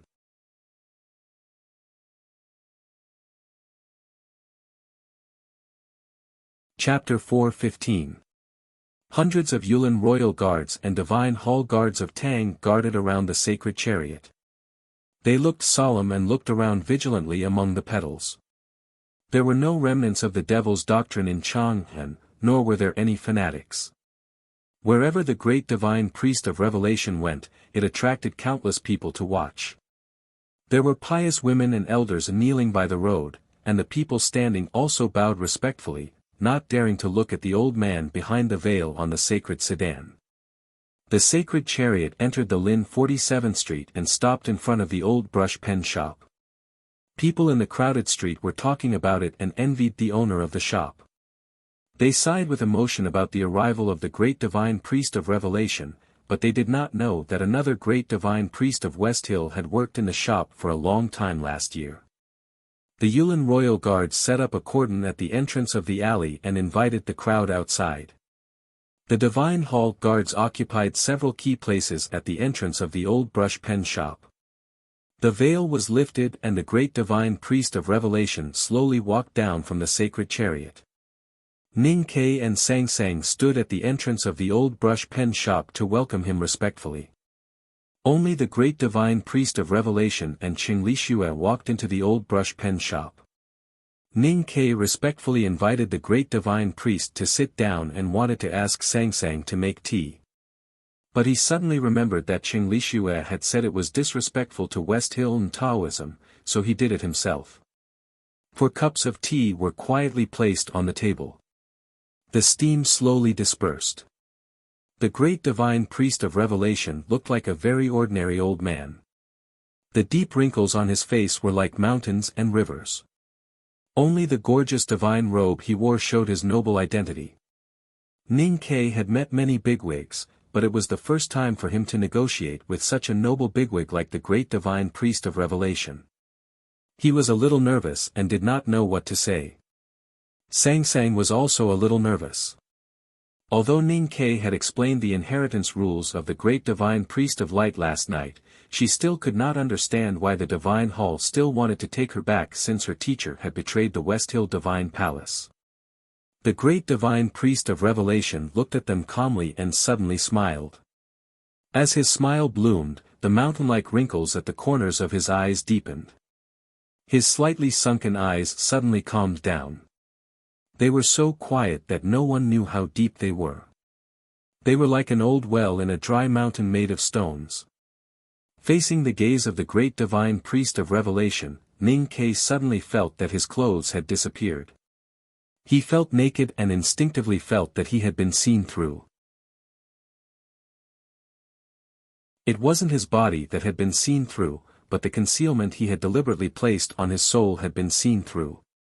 Even the direction of his fate had been seen through, leaving him with nowhere to hide. Ning Kai suddenly became alert and said, "Ning Kai of the Academy greets the great divine priest." The great divine priest of Revelation said, "Forget it." Ning Kai sat down on the chair opposite the great divine priest. It was quiet in the old brush pen shop. Ning Kai understood that he was the owner and should speak first. However, he did not know how to do it. The steam from the teacup gradually dissipated, and a green tea leaf floated up from the bottom of the teacup. Ning Kei's throat was a little dry.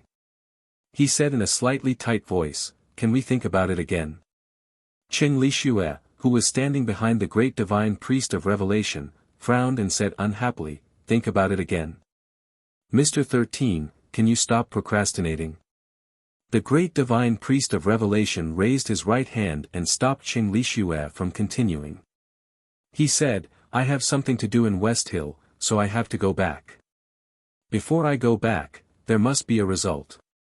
Ning Kei did not pay attention to the great divine priest's words at all. He was thinking about something else. He laughed dryly and said, "The great divine priest of revelation is leaving. Did you buy any local specialties?" Qing Lishue's expression was very ugly. The great divine priest of revelation laughed and shook his head. The smile on his old face gradually faded, and the deep wrinkles gradually smoothed out. The great divine priest of revelation looked at Ning Kei's eyes quietly and said, "You know how important she is to the divine hall." Sang Sang looked down at the tip of her shoes outside her skirt and quietly moved 2 steps behind Ning Kei, as if hoping that he could cover himself. However, he could not. The great divine priest of revelation looked at Sang Sang lovingly and said, "Because she is the successor of light." Ning Kei hesitated and said, "Sang Sang is still very young. It doesn't sound right for her to be the great divine priest of West Hill and be on an equal footing with you." Qing Lixue glanced at the great divine priest of revelation and explained softly, "The succession of the great divine priest is a long process. After returning to West Hill, younger sister Sang Sang must first study the scriptures and then go to the secular world to cultivate in seclusion. She must experience the joys and sorrows of the human world before she can inherit the great divine priest's position. The preparatory work before this is called political training." Then he continued to explain, "It will take a long time for younger sister Sang Sang to ascend to the great divine priest of light, so the divine hall is anxious. It is best to enter the political training period as soon as possible." Ning Kei suddenly asked, "Is there a holiday?" Qing Lixue was slightly startled. He thought that the divine hall was not an ordinary school. How could there be such an arrangement? However, before he could speak, the great divine priest of revelation smiled and said, "Yes." Ning Kei looked at the great divine priest of revelation and continued to ask, "How long?" The great divine priest of revelation said, "As long as she can spend more than half of her time in the Peach Mountain of West Hill." Ning Kei asked again, "Can she go out of West Hill during the holiday?" "Yes." "Can I go to West Hill to see her?" "Yes." "If she becomes the great divine priest of light, can she really get married?" The great divine priest of revelation looked at him with a faint smile and said, "Yes." Qing Lixue looked at the great divine priest in surprise. The question and answer between Ning Kei and the great divine priest of revelation came to an abrupt end. He said, "Then I have no questions." The atmosphere in the old brush pen shop had just relaxed a little when Ning Kei unexpectedly added, "But it doesn't mean that she has no questions. Next, you need to convince her." Qing Lixue was furious and scolded in a low voice, "How dare you be so rude to the great divine priest?" Ning Kei said, "I am not flirting with the divine hall.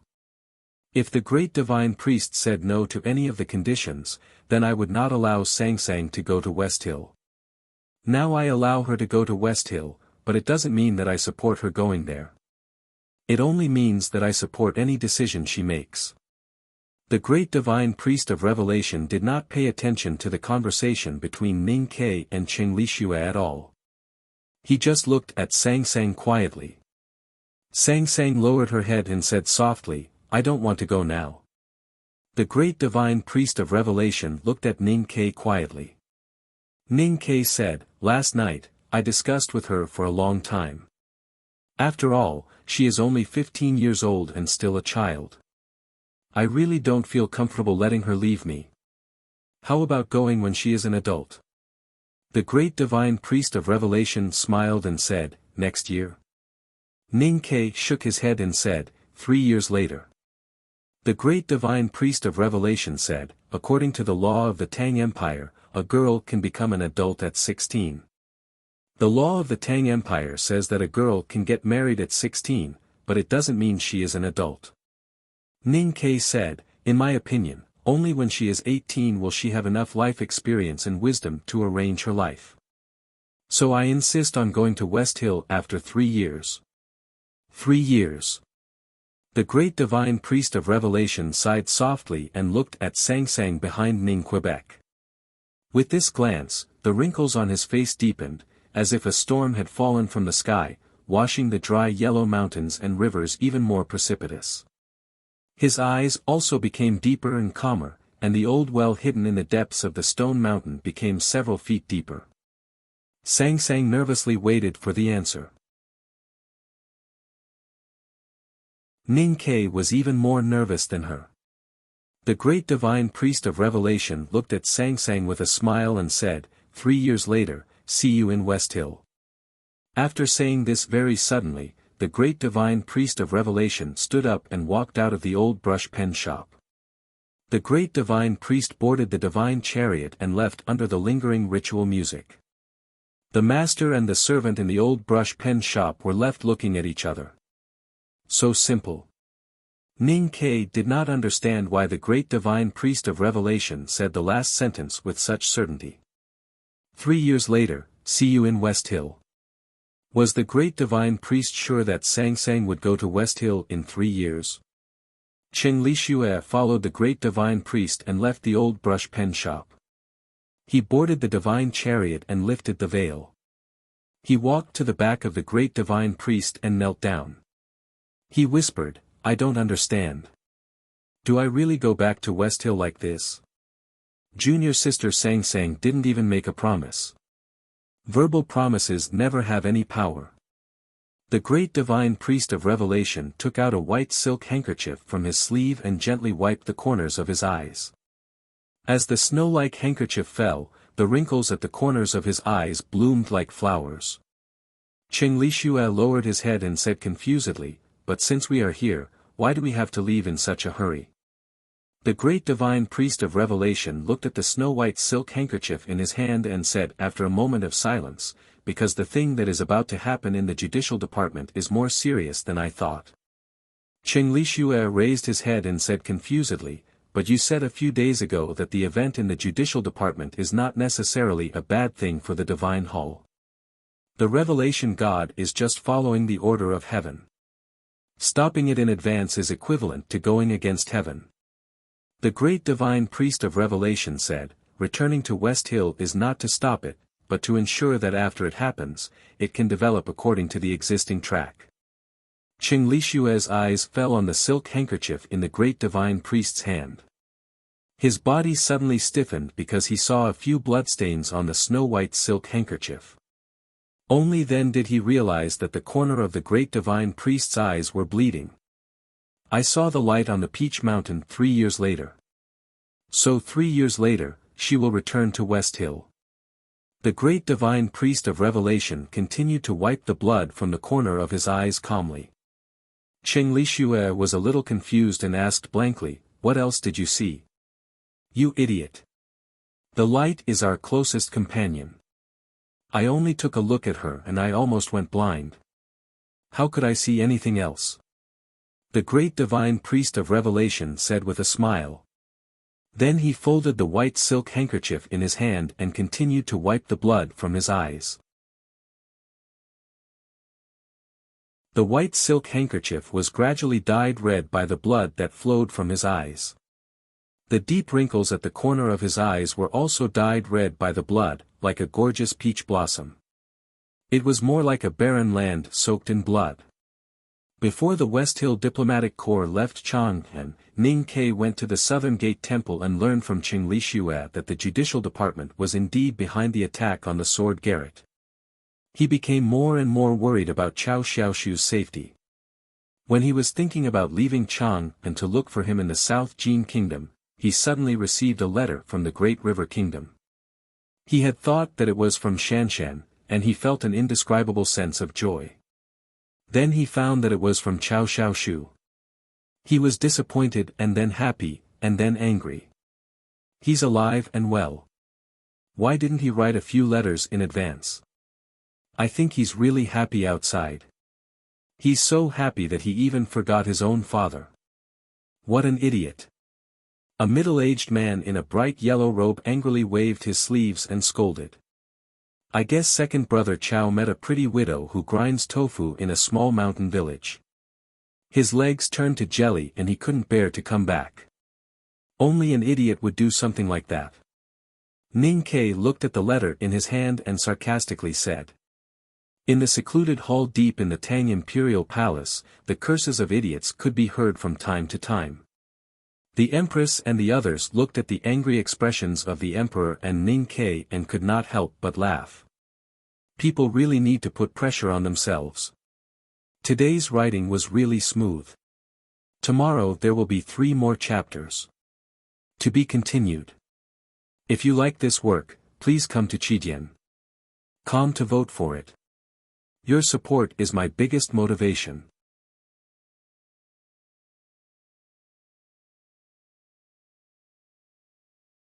Chapter 4:16. Speaking of idiots, there were 2 people in Chang and who liked to call others idiots. One was the Emperor of Tang, and the other was Ning Quebec. It was just that His Majesty had always scolded people as idiots regardless of the occasion and situation. Ning Kei, on the other hand, was used to calling others idiots in a mean tone when chatting with Sang Sang. He was petty from the inside out. That was why he was so excited to scold Cao Xiaoshu as an idiot with His Majesty in the Imperial Palace today.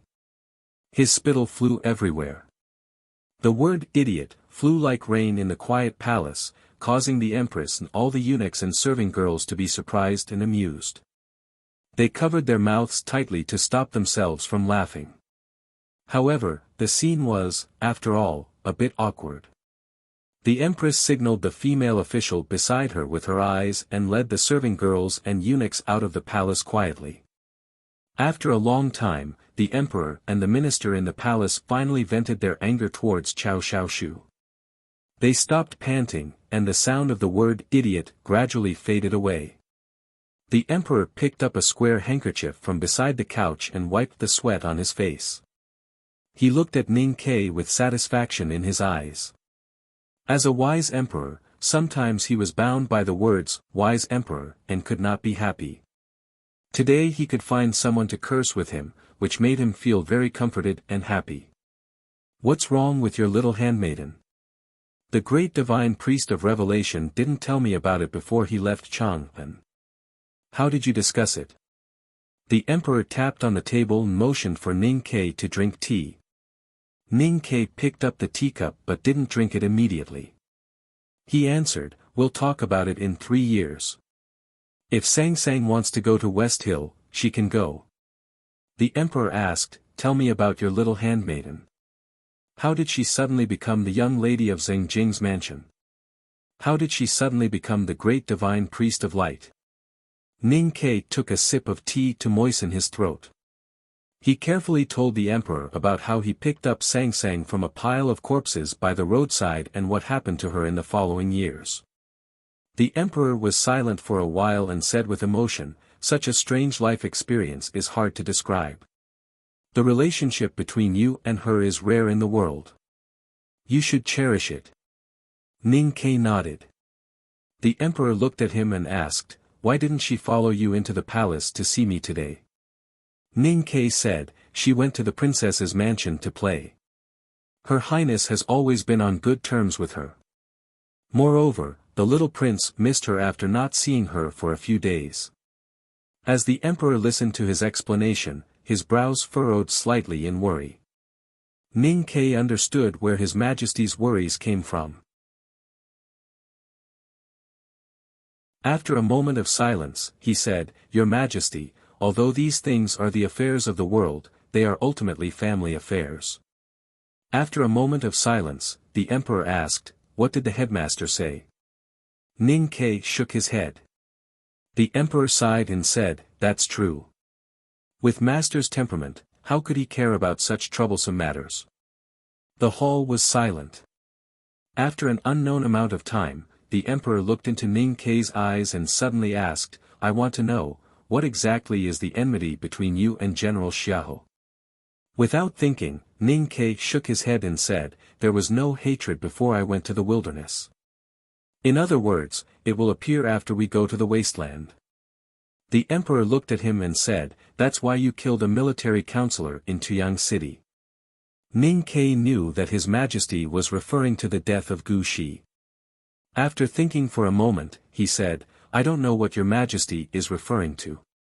Killing a military counselor without permission is a capital crime according to the law of the Tang Empire.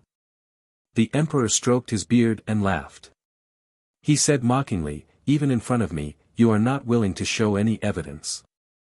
You are probably the only cautious guy in the academy these years." Ning Kei replied with a bitter smile, "Some things can't be answered." The emperor said, "Then give me a reason." Ning Kei said, "In the wilderness, General Xiahou's subordinates disguised as horse gang wanted to kill me, and the general himself was waiting to kill me in the north of Hulan Sea. These two things had long been known to the imperial court through two channels, the secret guards and the imperial center administration. However, the imperial court did not take any measures against Xiahou except for a reprimand." The emperor put the silk handkerchief on the table and said, "You should be very clear that Mr. First dealt with it like that. It was my idea. You should also understand what I mean. I don't have any resentment. I'm just confused as to why those bigwigs in the imperial military refused to let me go. I don't understand where the military's hostility towards me comes from." Ning Kei said, "First of all, General Xiahou wanted to kill me in the wilderness. I can understand that he was blinded by the temptation of the Ming hand scroll of the tomes of arcane. But what about General Su Shi? As an important minister of the empire, he tried to kill my little handmaiden, and now he seems to be very dissatisfied with me. I used to be a soldier of the Tang Empire, so I don't understand why he is so vigilant against me." His words were very clear. Whether it was out of consideration for the Empress's mood, the stability of the empire, or the West Hill divine palaces spying on them, as long as Xiahou was willing to retire and the academy had agreed, the emperor would definitely not punish General Xiahou severely. Ning Kei expressed that he could accept this decision, but he wanted to let the emperor know that he could not accept the pressure from the Tang Empire's military. He wanted an explanation. After a moment of silence, the emperor said, "General Su Shi has never been defeated on the battlefield, but he can never raise his head in front of youngest uncle. It's natural for him to be hostile to the academy. As for why he is so vigilant against you, I really don't know. Maybe you should ask him himself." Ning Kei thought that even though he was now a student of the second floor of the academy, it was still a behavior that was asking for a beating to confront the top military man of the Tang Empire. The emperor did not let him stay in this mood for too long. He stood up from the side of the bed and raised his sword-like eyebrows. He looked at him and said in a clear voice, "Have you brought that thing?" Ning Kei raised his hand to touch the hard object in his arms and said, "Yes. That's good. I'll take you to a place." The emperor flicked his sleeves and walked out of the hall. It was the end of spring, the most enchanting time in Chang'an. Walking in the imperial palace, one could see blooming spring flowers everywhere, green leaves gradually flourishing, quiet lakes without ripples, and pavilions occasionally standing alone. The emperor did not bring any attendants or bodyguards with him. He only brought Ning Kei out of the palace and walked to the depths of the imperial garden. Along the way, the eunuchs and palace maids they met all retreated to the side of the road in awe and silence. Then, they looked at the two figures that were getting further and further away with surprised and puzzled expressions on their faces. The people in the imperial palace were the smartest people. Of course, they knew that the young man in black beside the emperor was the legendary Master Ning, Quebec. But they did not understand where His Majesty was taking Ning Kai to and why he did not leave any servants with him. There was a 2-story wooden building in the depths of the imperial garden. It was painted in red and looked very exquisite. But compared to the towering palace in the distance, it still looked a little shabby. The emperor brought Ning Kai to the small wooden building and said, "This is it." Outside the small building, the green trees were dense and the wildflowers were in full bloom. It was obvious that they had not been trimmed for a long time. Ning Kai looked at the grass growing between the stone bricks under his feet and thought that perhaps very few people would come here. Then, he raised his head and looked around. His eyes met the walls of the imperial palace and confirmed that this small wooden building was not only in the center of the imperial garden, but also in the center of the entire imperial palace. The emperor pushed open the door of the small wooden building and walked in. Ning Kai followed him in. After entering the small wooden building, His Majesty did not go up the stairs but walked downstairs. A dark passage extended to the depths of the wooden building. Ning Kai looked at the dark passage and could not help but raise his eyebrows. He thought that it was indeed the most important place of the Tang Empire. There was nothing new at all. There were things like luminous pearls in the hard stone walls of the passage, emitting a faint light. It did not make people feel afraid, but made people feel at ease. Ning Kai followed His Majesty downstairs. Looking at the luminous pearls beside him, he thought that any one of them could probably buy the building of pines and cranes. Thinking of the shabby 2-story wooden building above, he increasingly felt that the person who built this place was a man who was inwardly coquettish. As he was thinking about these trivial things, his pupils suddenly shrank and he looked up at the stone wall alertly. He saw several deep lines in front of several luminous pearls. Those lines contained an extremely neutral, peaceful, yet indifferent and extremely strong aura. It seemed that as long as it was emitted, it could crush everything in the passage into powder. Ning Kai clearly sensed this aura and gasped in shock. As a talisman cultivator, of course, he could understand that these lines were all Fu characters. These Fu characters were very powerful, but they seemed to be incomplete. Now these lines on the stone wall were just fragments of the original Fu lines. He looked at the lines on the stone wall and calculated the time of their existence. He was shocked and thought silently, what state did the predecessor who carved these Fu lines 1,000 years ago reach? He could actually maintain the power of Fu for such a long time. Could a divine talisman master like his master do it? The emperor noticed his expression and looked up at the stone wall above. After a moment of silence, he sighed with emotion, "When my father took me here for the first time, I was as shocked as you. I could only vaguely feel the power of these Fu characters, but I did not want to come here often. What are the conditions to activate these Fu characters?" Ning Kai was indeed the successor of Master Yen Sei. He raised the most critical question.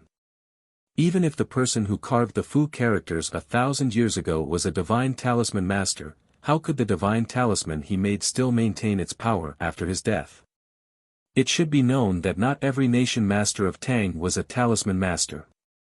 Today, Li Qingshan was not one. The emperor said, "There are no conditions. Anyone who enters the passage will be killed by these Fu characters." Ning Kai asked confusedly, "Anyone?" The emperor nodded and calmly repeated, "Anyone." Ning Kai could not help laughing and said, "Your Majesty and I are not people." The emperor also laughed. After a moment, his smile gradually disappeared and he calmly said, "I am the Emperor of Tang. I hold the national seal and have the imperial aura. So these Fu characters can't hurt me." Ning Kai asked, "What about me?" The emperor said, "You are now the owner of these Fu characters. Today's state is not as good as yesterday's, but I have gradually recovered. I will try to finish the second chapter before 11:30. To be continued. If you like this work, please come to Chidian.com to vote for me. Your support is my greatest motivation.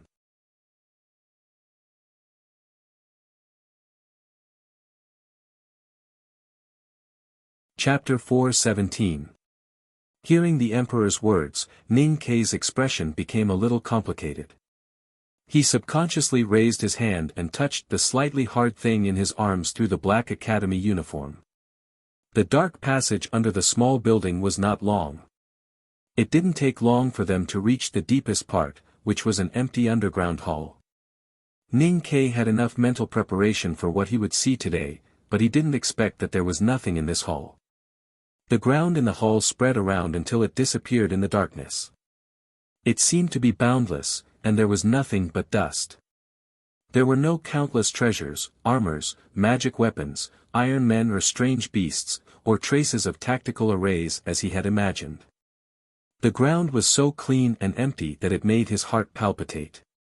There was no gap on the ground paved with granite, and no one knew what craftsmanship the craftsman had used to build the palace. Ning Kei looked up at the starry night pearls on the top of the hall and the man-made stone walls, recalling the wisdom and action of the predecessors of the Tang Empire. He couldn't help but feel dazzled. The emperor led Ning Kei to walk on the clean stone ground into the hall.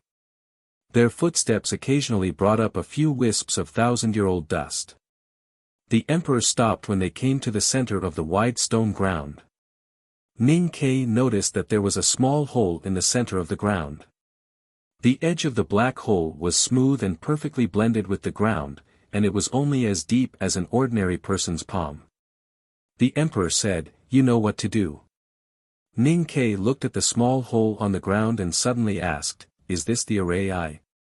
The emperor said, "No, the one in your arms is the array eye."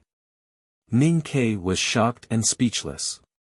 He had always thought that the array eye should be an eye, and the thing in his arms was only the key to open it. Now he knew that the array eye had been with him all the time, and he couldn't help feeling a little scared.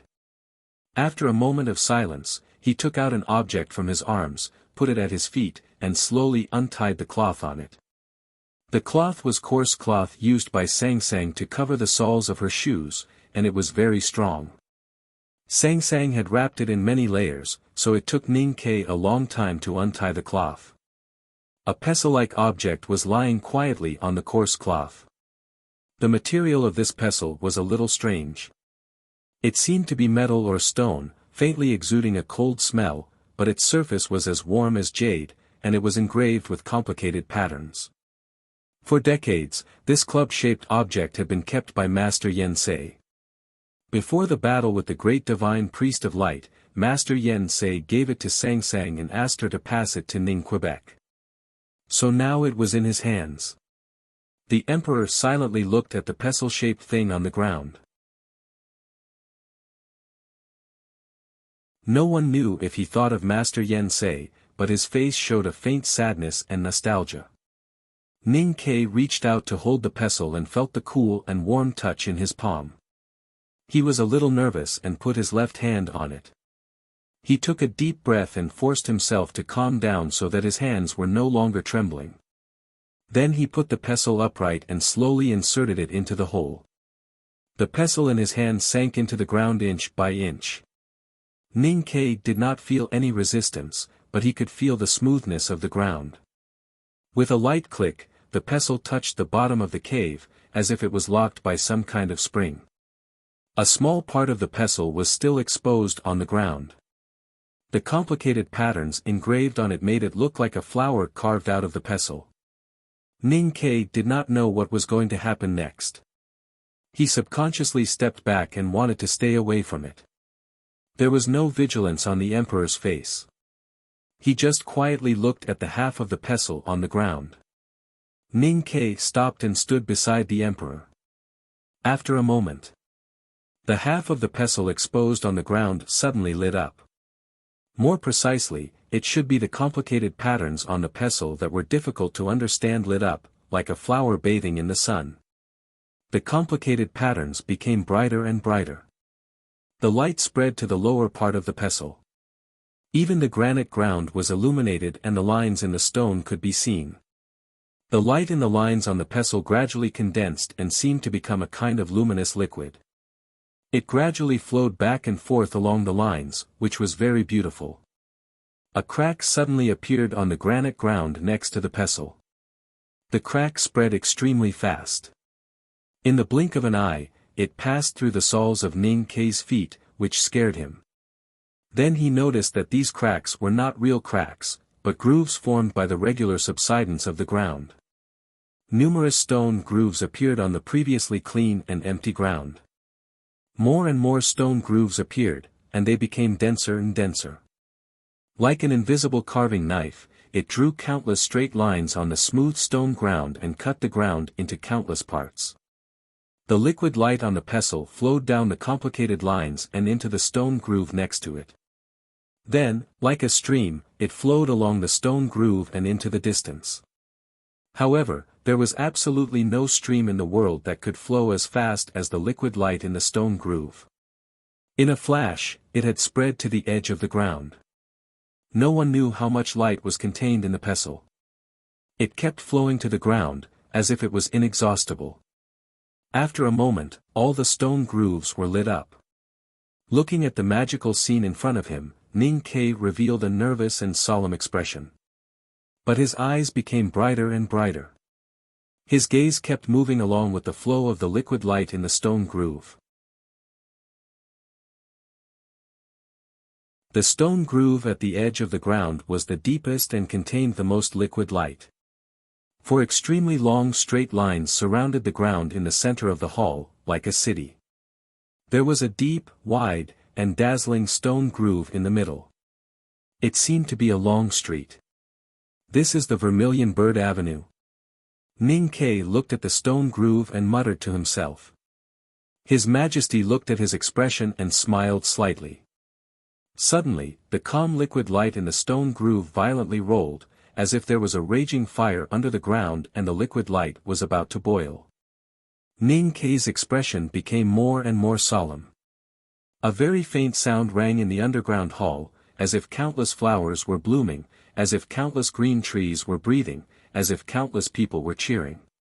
In reality, it was just the liquid light in the stone groove that had evaporated into gas.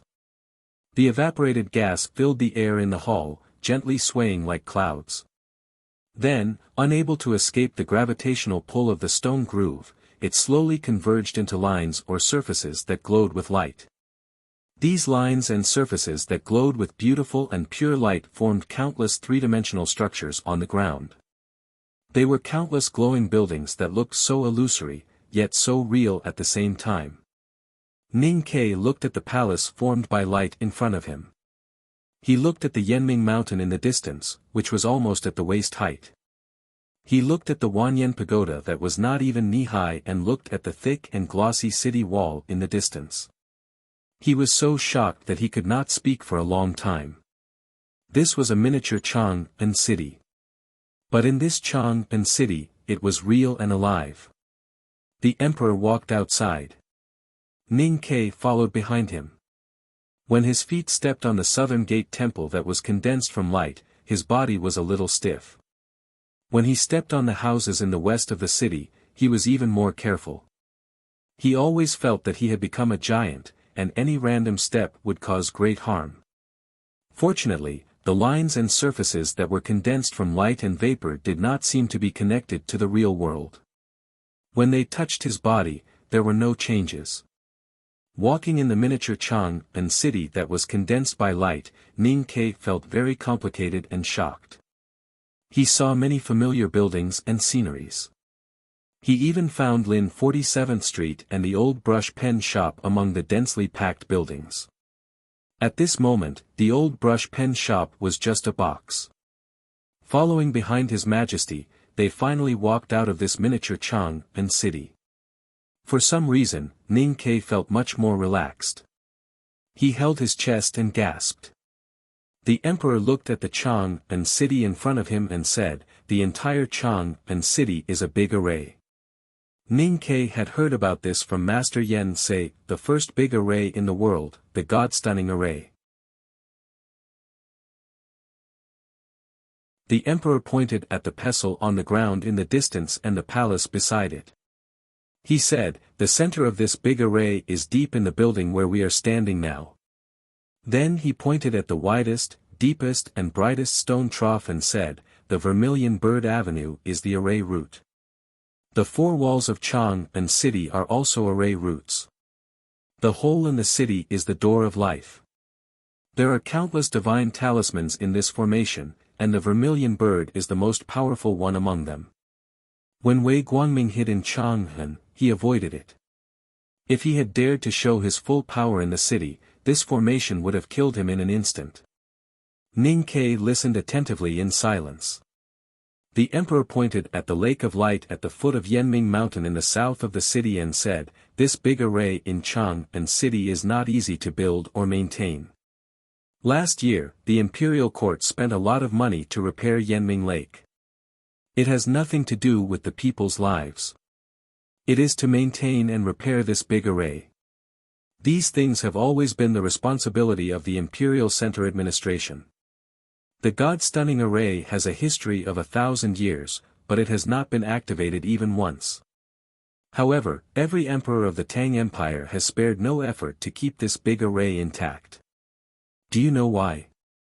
The emperor looked at Ning Ke and asked. Ning Ke said, "Because this is the last shelter of the Tang Empire." "Shelter, that's a good word." The emperor said calmly, "With this big array, Chang'an city will be safe. Chang'an city will be safe. Even if the national power of the Tang Empire declines and falls apart, it will eventually rise again." Ning Ke said, "My master once told me that when the time comes to activate the God-stunning array, it means that the Tang Empire is in the most dangerous moment. So this big array has never been activated." The emperor said, "But as long as it continues to exist in the world, whether it is activated or not, Chang'an and the Tang Empire are safe." After Ning Ke successfully climbed the mountain and entered the second floor of the academy, he was invited to the palace. At that time, the emperor said that he would take him to see something in the future. Today, he finally saw it. Master Yen Sei once took him to the tower and looked down at Chang'an city. He said that he would hand over the big array to him. Now that his master had passed away, it was finally his turn to take this responsibility. He looked at the Chang'an city in front of him and thought about it. There is one more chapter. I don't know when I can write it. I advise you not to stay up late. I will. To be continued. If you like this work, please come to Chidian.com to vote for me. Your support is my greatest motivation.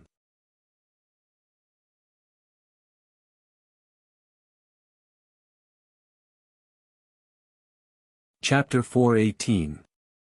Master Yen Sei once said that Chang'an was a big tactical array and also a big talisman, and the talisman was an article. Ning Ke looked at the city in front of him, and his eyes fell on the relatively red ball of light somewhere in the south of the straight stone trough. He silently thought that it was probably the seal printed next to the article. The relatively red ball of light was the Vermilion Bird. As Ning Ke's eyes fell on it, the edge of the ball of light slightly changed, as if it had sensed something. At this moment, Ning Ke vaguely understood how to start the big tactical array of Chang'an.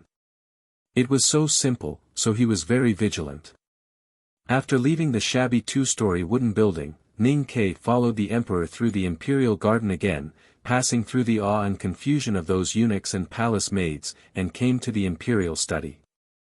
It was quiet in the imperial study. Ning Ke held the array pestle wrapped in cloth, and felt a heavy feeling between his fingers. After a long silence, he said, "I'm a little worried that I can't hold it." The emperor looked at him and said, "Master Yen Sei only has one disciple, and the headmaster of academy has agreed that you represent the academy to enter the human realm. So who else can hold it if not you?" Ning Ke said, "Am I really going to be the nation master in the future?"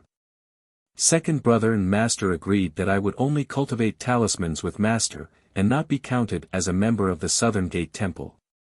Who said that the nation master of Tang must be a Taoist from the Southern Gate Temple? Yes, in order to save some face for the West Hill Divine Palace, it has been handled this way for hundreds of years. But habit doesn't mean rigid rules. Moreover, you are the disciple of Master Yen Sei, and the West Hill Divine Palace can't find any problems with your identity. The emperor said, from your tone, it seems that you don't want to be the nation master. Ning Ke said, when the West Hill Divine Palace wanted to take Sang Sang back to be the great divine priest of light, I thought it was unreliable. Now that I want to be the nation master of Tang, I think it's even more unreliable. He said bitterly, now that I think about it, I'd rather stay in the old brush pen shop to sell calligraphy. Qing Shan is very happy to be the nation master. Look at him, he doesn't want to die so soon.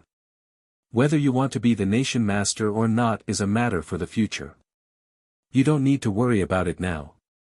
The emperor changed the topic and said, speaking of selling calligraphy, Ning Ke, it's been a few days since your calligraphy has been sold. Come on, take advantage of today's visit to the palace to write a few more. Ning Ke glanced at His Majesty and thought about how he was forced to leave behind many calligraphy sections every time he entered the palace. If Sang Sang knew about this, she would be heartbroken. However, the Tang Emperor personally chose the brush, ground the ink, and waited on the side. In the face of such treatment, no calligrapher in the world would be able to refuse to write. He sighed helplessly in his heart and walked to the table. At this moment, someone knocked on the door of the imperial study. The empress slowly walked in with a plate of food in her hands. Ning Ke bowed slightly and stepped aside. Eat something first. The empress smiled and took the emperor's hand to the tea table. She handed a bowl of sour tea to him and then walked to Ning Ke's side. She rolled up her sleeves and picked up an ink stick, saying, let me grind the ink. Ning Ke thought to himself that he was not a bold and unrestrained person like Li Taibai. Although the empress was plump, she was not a romantic person like Yang Yuhuan. What was this? He refused repeatedly and dared not. The empress smiled warmly and jokingly said to him, you dare when His Majesty grinds the ink for you, but you say you don't dare when I grind the ink for you. Could it be that in your eyes, I am much more terrifying than His Majesty? The emperor, who was drinking the sour tea, laughed and pointed at Ning Quebec. He said, she is the one grinding the ink for me when I write. Today, I will let you enjoy this treatment. What kind of treatment was this? An emperor's treatment? Ning Ke smiled bitterly and did not refuse any more. He stood by the table and waited calmly. Thinking of what the empress had said, he felt a little strange in his heart. In his opinion, the empress was much more terrifying than His Majesty. In the world shrouded by Haotian's divine light, the saintess of diabolism could actually become the empress of the Tang Empire, the strongest country in the world. No matter how he looked at it, it was strange and terrifying. Moreover, the empress was Xiaoho's sister. Ning Ke looked at the empress's silhouette in silence. The emperor wanted to appreciate Ning Ke's new work, so he stayed in the imperial study. The empress and Ning Ke left the imperial study and came to the imperial garden. The empress stopped under a begonia tree and waved her hand to signal the palace maids to disperse. Then she looked back at Ning Quebec. Ning Ke knew that His Majesty was looking for an excuse to let him and the empress be alone. Of course, it was not because of any absurd reason. It was because of the general in Tiang City. However, he did not understand why the empress would come in person. Was she not worried that someone would see something? This was because he did not understand the relationship between the emperor and the empress. Or rather, he had never believed that the relationship between a commoner and a couple existed in the emperor's palace. The empress was beautiful, charming, gentle, and not timid. Standing under the begonia tree, her appearance was even more beautiful than the begonia flowers. Ning Ke thought that she was indeed the saintess of diabolism. She was indeed beautiful. The empress looked at him quietly and suddenly said, "Has His Majesty told you?" After a moment of silence, Ning Ke replied, "What does Your Majesty mean?" The empress said calmly, "About General Xiahou." Ning Ke nodded. The Empress said, "Now you should know who I am." Ning Ke shook his head, looking a little confused.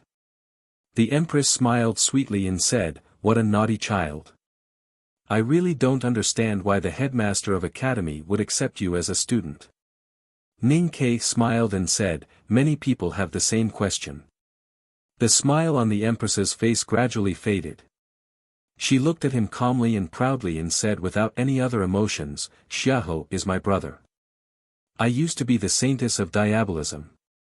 In Tuyang City, Ning Ke had already known the biggest secret of the Tang Empire through the conversation between second brother and Xiahou. However, he did not expect that the Empress would admit it directly without any disguise. That was why he was still extremely shocked. The Empress looked at him and said, "I am very curious about the problem between you and Xiahou.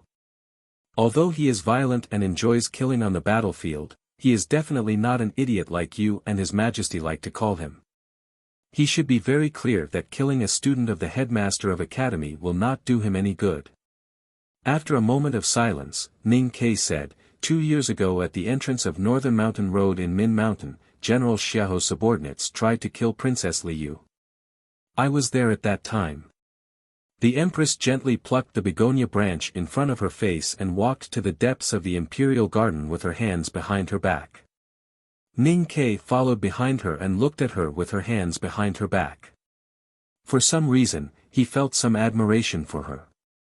Walking to the side of the quiet lake and standing in front of the flowering tree, the Empress said after a moment of silence, "He did this behind my back. I even suspect that the Divine Hall did it in his name." She turned around and looked at Ning Ke quietly. She said, "Now that you are also a cultivator, you should know that if it was me or General Xiahou who attacked with all their strength, you and Li Yu would definitely not have a chance to survive." Ning Ke thought of the two powerhouses at the upper see-through state beside Xiahou and tacitly agreed. He said, "If this matter was done by the Divine Hall, Your Majesty will not be able to find any evidence, because those people are General Xiahou's men after all." The Empress smiled slightly and said, "I may not be able to convince Li Yu, but I think at least now you will have a different judgment on what happened at the entrance of Northern Mountain Road." Ning Ke said, "In the wilderness, Lin Ling wanted to kill me." He knew that the Empress in front of him must know who Lin Ling was and must also know about the horse gang attack. He did not need to explain too much. The Empress said, "I still do not think that the horse gang incident has anything to do with Xiahou." Ning Ke said, "I agree with Your Majesty. I also think that Lin Ling did this behind General Xiahou's back. But General Xiahou expressed his tacit approval afterward and tried to kill me again at the north of Hulan Sea." The Empress said, "Lin Ling would not do anything that would harm Xiahou's interests. So he would not try to kill you unless he knew that only one of you could survive." Ning Ke shook his head after a moment of silence and said, "I was just an ordinary soldier in the city of Wei in the past. I have never even seen General Xiahou's face. Apart from these two things, it is impossible for there to be any hatred." The Empress looked at his eyes quietly and asked, "There really is no hatred?" Ning Ke said, "Indeed." The Empress suddenly bowed slightly to him. Ning Ke was inexplicably shocked. He hurriedly moved aside and said, "Your Majesty, what are you doing? The previous matter has been settled by Mr. First. If there is really no hatred that cannot be solved, Mr. 13, please give me some face and let him retire peacefully. How about that?" The Empress restrained herself in front of the flower tree and maintained a half-squatting posture. Walking on the crowded Vermilion Bird Avenue, Ning Ke looked calm, but his heart was in turmoil. Whether it was the god-stunning array that His Majesty took him to see or the Empress bowing in front of the flower tree, it was a pressure that he could not bear now. Previously in the Imperial Garden, the Empress also mentioned Mistress Jian. Ning Ke then remembered the rumors in Changpan. The Empress and Aunt Jian were really as close as sisters. These things did not affect his mood. What really affected his mood was something else. Now the war in the northern wilderness had entered a stalemate. The Tang military did not seem to care about victory. There seemed to be some problems within the West Hill Divine Palace. They seemed to have the intention to temporarily stop the war and wait to see what would happen. This meant that Xia Ho would come back in autumn. Ning Ke had long known that Xia Ho came from the Desolate Man's tribe. At this time, he naturally understood why the northeast border military of the empire was so gentle in this war. Xia Ho might not be so gentle to other enemies. Now Ning Ke was not afraid of Xia Ho because he had the backing of the academy. But he did not know what to do when Xia Ho came back. His Majesty secretly instructed him in the palace, and Her Majesty personally pleaded in front of the flowering tree. It was not because they were afraid that a cultivator in the see-through realm could cause a big storm. They just did not want this matter to involve the academy, and did not want Xia Ho's retirement to have more twists and turns. The academy respected the law of the Tang Empire. The headmaster of the academy strictly forbade students from interfering in court affairs. Eldest brother had already allowed Xia Ho to retire. It seemed that Ning Ke's revenge had all been written until the end, except for the last method. Tomorrow there will be 3 more chapters. Brace up your courage and say it with a trembling voice, and then recommend the first place on the weekly list. Thank you. It's a new day. Please continue to vote for me. To be continued. If you like this work, please come to Chijien.com to vote for me. Your support is my greatest motivation.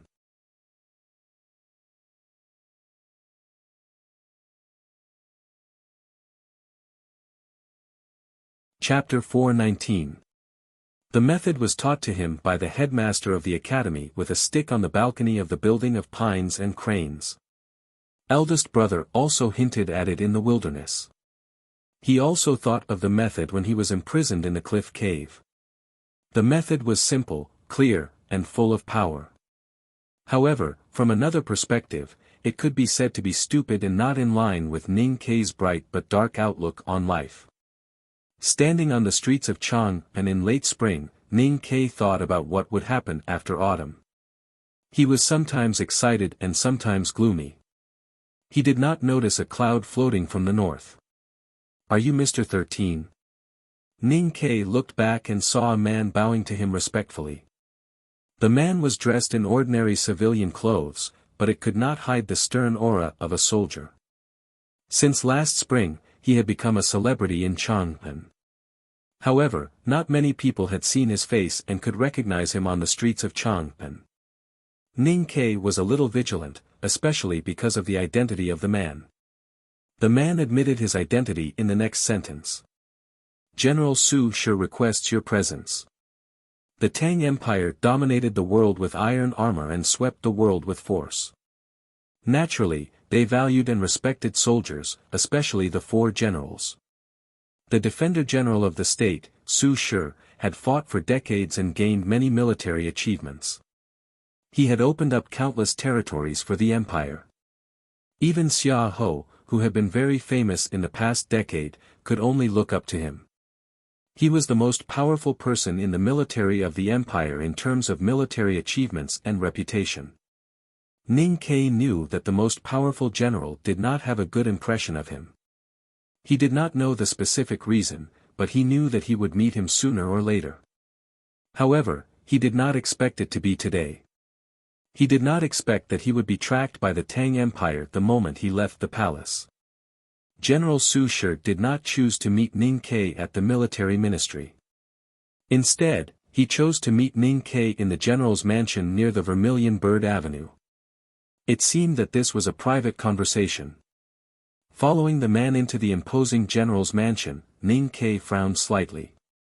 He was stimulated by the killing aura emitted by the poplars and stones in the mansion. Walking into the depths of the general's mansion, he saw the old general sitting by a desk on a quiet platform. The old general wasn't wearing court robes, official robes, or armor. Instead, he was wearing very ordinary cloth clothes. He wasn't planting cabbages or sharpening knives. Instead, he was holding a rice bowl and eating. The dishes on the table were very simple: 2 bowls of brown rice, a bowl of pork belly, and 3 pieces of boiled vegetables. The man who led Ning Kai into the mansion left quietly. Ning Kai stood outside the stage. After a moment of silence, he walked up the stairs and bowed slightly in front of the old general. The old general said, "Sit." Ning Kai lifted the front lapel of his academy uniform and sat down. He looked across. The old general said, "I didn't expect you to come so soon. Let me finish my meal first. Mr. 13, please don't blame me for being rude." Ning Kai bowed his head and said, "General, your words make me afraid." The old general did not say anything more and continued to concentrate on eating. The old general's hair was white and his dark cheeks were full of wrinkles. He was a little hunched and wore ordinary cloth clothes. He looked like an idle old man that could be seen everywhere in Chang'an. However, when he picked up the chopsticks to pick up the meat, it was as if he was holding a spear and stabbing it into the chest of the enemy general. It was very domineering. Although the general was old, he was not an old general. A general was a general. Especially when facing the enemy. The streaky pork gravy mixed with the brown rice smelled a bit fragrant, but the taste was presumably only average. The general, however, enjoyed it very much. His grizzled beard trembled from time to time, and the 3 pieces of boiled vegetables made crunching sounds as he chewed on them. It was as if those legendary demons from the underworld were gnawing on human bones. Perhaps it was a habit formed during his military career. The general ate very quickly. He swept away all the food on the table like a gust of wind. Then, he picked up the teacup and rinsed his mouth. Ning Kai said, "Eating too quickly and drinking tea in a hurry is not good for your health." The general looked at him quietly and said, "You don't have to pretend in front of me." Ning Kai fell silent and stopped pretending to be a junior. He pretended to be gentle and considerate. The general said, "Cultivators should come out of the human realm, not enter it." Ning Kai did not expect that the conversation would enter the most critical stage without any foreshadowing or preamble. He could not help but be caught unprepared. He had originally thought that this would be a long conversation. He had thought that this conversation would be like boiling chicken soup and that they would need to test each other's fire control. He did not expect that it would be so fierce and quick. If he was not careful, the vegetables in the pot would become burnt and could no longer be eaten. Why not enter the human realm? Ning Kai asked after a moment of silence. The general looked into his eyes and said indifferently, "Because for cultivators, the human world is too weak. They are like ants. It is easy for cultivators to become arrogant when they enter the human realm." Ning Kai raised his head and looked back at the general's calm and oppressive eyes. He said, "General, you have fought for the Tang Empire and have been in the human world for decades. Before being a cultivator, I am first a soldier."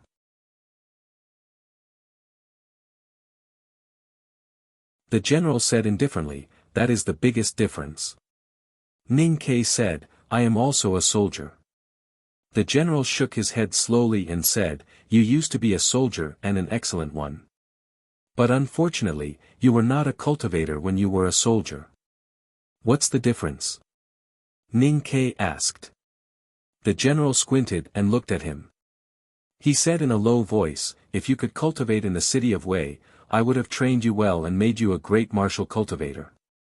Then you would have been able to truly understand what is going on the battlefield. Then the stories later would not have happened." Ning Kai said after a moment of silence, "I don't understand what you mean. I have seen all your files."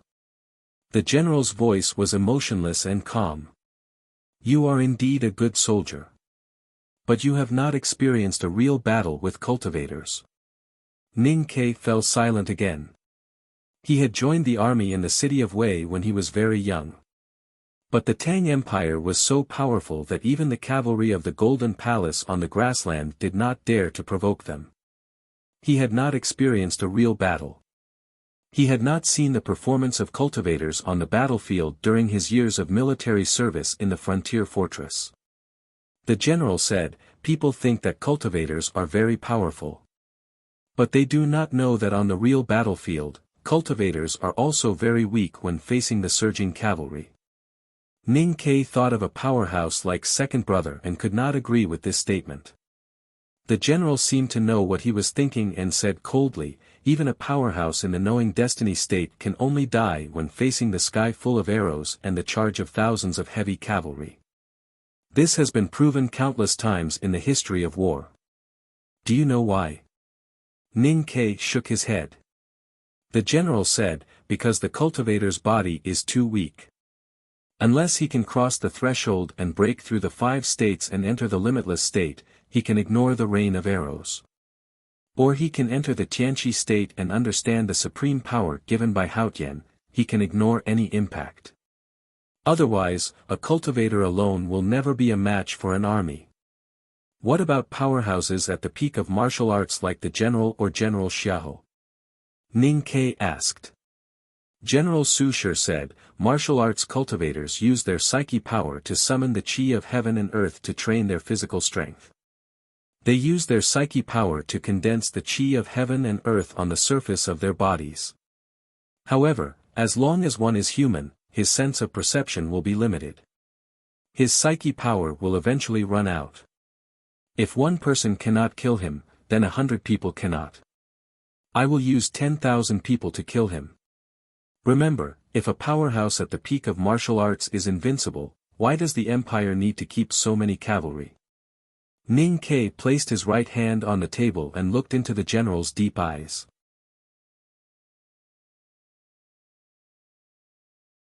He said, "One cultivator can exchange for 10,000 ordinary soldiers.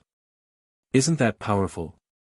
The general looked at him expressionlessly and said, "There is not even one cultivator among 10,000 ordinary people. There are not many cultivators in the world who can fight against 10,000 people. Exchanging 10,000 ordinary soldiers for the death of a cultivator like this is a very worthwhile thing to do in war." Ning Ke was silent for the 3rd time. He turned to look at the upright poplar trees in the garden and the stones piled randomly. He had to admit that the first person in the empire's military was right and incisive. He could not refute it. He knew very well what General Su Shi wanted to talk to him, so he was not willing to be convinced. He frowned slightly and said, "But you and General Xiahou are also cultivators." At this point, the conversation had returned to the beginning. The cultivation of martial arts is difficult and clumsy. Without decades of hard work, there is no effect at all. Most people give up halfway when they have some brute strength and muscles. They become the servants of sword masters and psyche masters. So for the cultivation sects, the cultivation of martial arts is almost useless. The general said, "Only in the army can a martial arts cultivator have the chance to grow through bloody battles. To cultivate to the peak, who knows how many people they have to kill and how many times they have to be injured."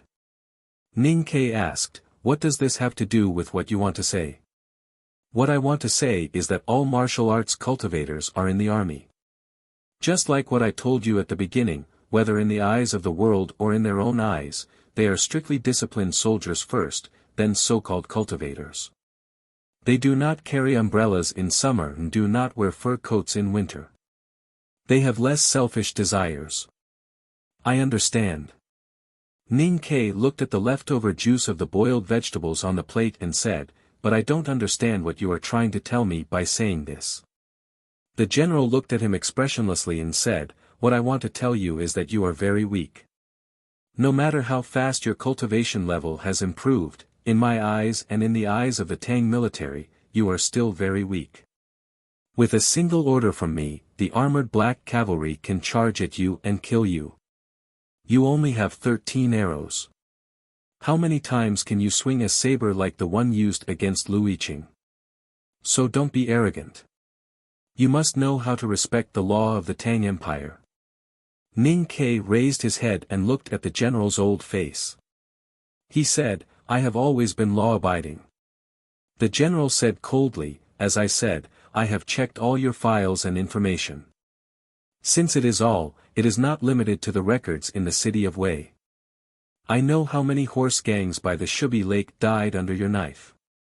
I also know that 3 families of hunters in Min Mountain were burned to death by you. As I said, don't pretend in front of me. The general said coldly, killing the horse gangs and chopping firewood is fine because the law of the Tang Empire does not protect people outside the borders. But how are you going to explain what happened in Min Mountain? One of the families had a newborn baby who also died in the fire. How are you going to explain it? No matter how you hide in front of the headmaster of the academy in his majesty, no matter what image you have in the eyes of the world, no matter how frivolous and funny you pretend to be after you come to Chang'an, you can't change the fact that you are a shameless, cold-blooded, greedy, and murderous villain. Ning Ke lowered his head again and said nothing. He did not expect that the Tang Empire could investigate someone so far in the past. At this moment, he felt that his clothes had suddenly disappeared, as if he was naked. This feeling was not shame or guilt, but vigilance and uneasiness. He had never thought of himself as a good person, and he had never wanted to be one. In order to survive, in order to let Sang Sang live, he would do anything. Killing and arson were just ordinary things. The evil deeds that the general exposed were just an inconspicuous part of the bloody past. How could a person like him be a good person? Su Shi looked at him and said with disgust, Ning Ke, you are not a good person. There was dead silence on the platform. Ning Ke suddenly raised his head and looked at Su Shi who was sitting across the table. He asked with a smile, General, is there really a person as clean and guiltless as snow in the world? The general looked at him and said with a slight mockery, do you want to comfort yourself with the filth of others? Ning Ke shook his head and said, General, you talked about how difficult it is to be a martial cultivator and the suffering of the Tang Empire's soldiers. To me, it is a little boring. Because you have not experienced my life, you do not know what I have suffered. Naturally, you cannot understand the choice I made in the past. He looked at the general and said with a smile, in the deep forest of the mountains, you were caught by a hunter. For some reason, it could be because you stole a rabbit from his snare 10 days ago, or because the hunter was a damned rabbit to begin with, or because the hunter was a relative of the damned old hunter. In short, he wanted to kill you. What would you do? The general frowned slightly. Before the general said anything, Ning Ke continued with a smile, don't forget, you were not even 10 years old at that time. You were weak and tired because of malnutrition. You had a 5 or 6-year-old girl with you. You were injured and had no weapon. You only had a fire starter hidden in your crotch. Then you were locked in the woodshed. I don't know what you would do, General. But I would definitely light the thatch and dry wood in the woodshed. I don't care if the hunter died or not. I don't care if there was a baby in the room. Even if there was a paralyzed old man in the room, I would still light the fire. Ning Ke's smile was very gentle, and the expression in his eyes was very calm. The next chapter will be out before midnight. To be continued. If you like this work, please come to Chidian.com to vote for me. Your support is my biggest motivation.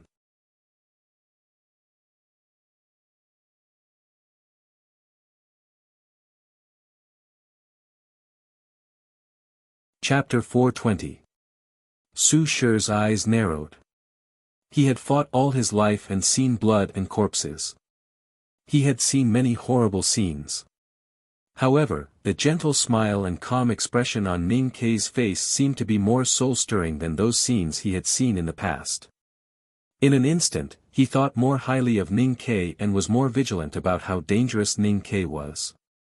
The sympathy that occasionally flashed in his eyes disappeared without a trace. Ning Ke continued, of course, the story of the hunter's family being burned to death has nothing to do with me. I just heard it from others. I'm just curious, under such circumstances, what would you choose? I still want to ask the previous question. Is there really a person as pure as a lotus in the world? General, have you ever killed prisoners of war on the battlefield? Is it against the law of the Tang Empire to kill prisoners of war? General, when your subordinates rode past the fortress, did they kill the women and children of the barbarians on the grassland? If so, is it against the law of the Tang Empire? Then he looked at the general's old face and asked, General, as an important minister of the Tang Empire, you should stand on the side of the Tang Empire. However, when the enemy's powerhouses entered the country, you not only did not guard against them, but also revealed my whereabouts to them. I would like to ask, even if this does not violate the law of the Tang Empire, does it violate your conscience? The repeated requests for guidance were like heavy punches that continuously pounded on the old general's heart. However, Su Shi would not be shaken by Ning Kei's words. He smiled slightly angrily and said, since you want to enter the human realm on behalf of the Academy, you have to accept the challenge of the world's powerhouses. Why don't you want to let them know your whereabouts? Are you afraid that you will lose face for the Tang Empire and the headmaster of the Academy? Before Ning Kei could speak, the general suddenly stopped smiling and looked at him coldly. He said, even if it was pardonable that you acted coldly when you were young, what about after coming to Chang'an from the city of Wei? After coming to Chang'an? Ning Kei slowly raised his eyebrows. Suddenly, there was a wind in the garden. It was slightly cold and the sky was dim. It seemed that it was going to rain. Where were you when the censor Zhang Yiqi died in the 14th year of Tianqi era? Where were you when the old blacksmith in the east of the city died? Where were you when the tea master Yan Suqing died? The general looked at him and asked indifferently. Ning Kei's expression did not change, but his body became stiff. If his previous questioning of the general was just a small trick, then the general's 3 consecutive questions of, "Where are you?" were really sharp and cold knives that could cut off a person's head. He finally understood why Su Shi was so wary of him and even secretly investigated and suppressed him. He confirmed that many people, starting from Lin Ling to the current #1 person in the Tang military, had noticed the murders and even smelled the scent behind them. Today, in the general's mansion, the conversation between him and the general. He was a general. When the censor Zhang Yiqi died, you were in the house of red sleeves. When Chen Zixian died, you were in the east of the city. When Yan Suqing died, no one knew where you were. However, that day was the Academy's examination. You had a bet with Xie Qingyun of the South Jin Kingdom, but for some reason, you did not attend the examination and even took 2 days of sick leave. The general stared into his eyes and said slowly with endless pressure, don't think that you are really strong, don't think that you can really hide from everyone in the world, and don't think that you can erase the past just because you have become the core disciple of the headmaster of the Academy. I said that I know everything about you, so I will tell you everything. Not a single thing will be missing. Not a single thing would be missing. Not a single thing could be missing. This was the spirit of the #1 person in the Tang military. Ning Kei heard the general say something like this for the 3rd time today. He did not know how many times he fell into silence. There was also silence on the platform. The poplar trees in the garden were slightly trembling in the wind before the rain. The leaves that should have lived in the north whistled, as if they would fall to the ground at any time. No one knew how long it had been. The general said, the headmaster of the Academy once said that the law of the Tang Empire comes first. This is the highest creed not only for the Academy, but also for the entire Tang Empire. I will investigate what happened in the past. If I find out that you have violated the law of the Tang Empire, interfered with the court affairs, or even plotted against us, I will punish you according to the law of the Tang Empire. Ning Kei suddenly reached out and stacked the dishes in front of him. Then he stood up, looked at the general and said, the law of the Tang Empire emphasizes evidence. If you can get the evidence of these murder cases, I will wait for you in the Chang'an local government. After saying this, he bowed to the general and left.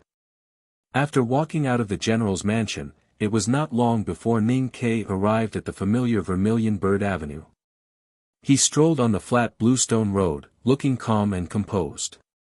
In the end, someone still guessed that he was related to those murder cases. This made him very nervous, but he was not shocked by the conversation in the general's mansion. Even if Su Shi could represent the entire Tang Empire to sweep the world, he could not accuse Ning Ke without evidence, let alone cause any harm to him. Because he was not a soldier in the city of Wei, nor was he a foreigner who had just arrived in Chang'an. He was now a student of the second floor of the academy and a great calligrapher who was close to His Majesty. If he wanted to harm him now, he must first convince His Majesty, and most importantly, the headmaster of the academy. Ning Ke could not guess His Majesty's attitude, but he was very clear that the headmaster of the academy would not care how many people his student had killed, because the headmaster of the academy did not care about worldly affairs.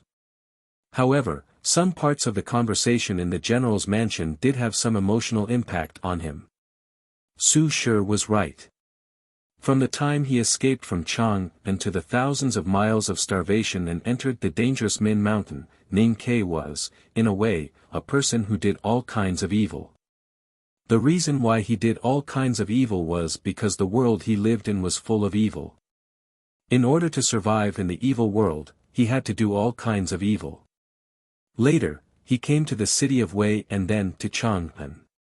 He came to the peaceful and happy world and found that there were still many good people in the world, so he began to try to be a good person in the general sense. Everyone wanted to be a good person. Ning Ke also wanted to be a good person.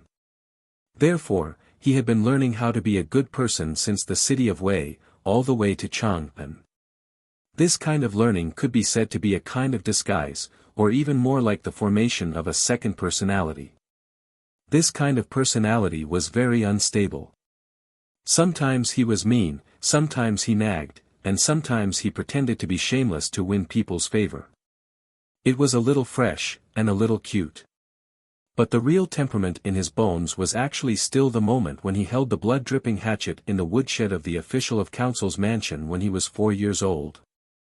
If he faced external pressure, if he faced death again, that ruthless and cold temperament would burst out from the deepest part of his body without hesitation. It was the night when he climbed to the second floor. It was the same when he met the horse gang in the wilderness. It was the same when he shot Prince Long Qing by the Daming Lake. It was always like this, and sometimes not. This was Ning Quebec unconsciously. He walked to the front of the Vermilion Bird. At this moment, the spring rain that had been planned for a long time finally fell. Chapter 3, Try to finish before 2:30. To be continued. If you like this work, please come to Chidian.com to vote for me. Your support is my biggest motivation.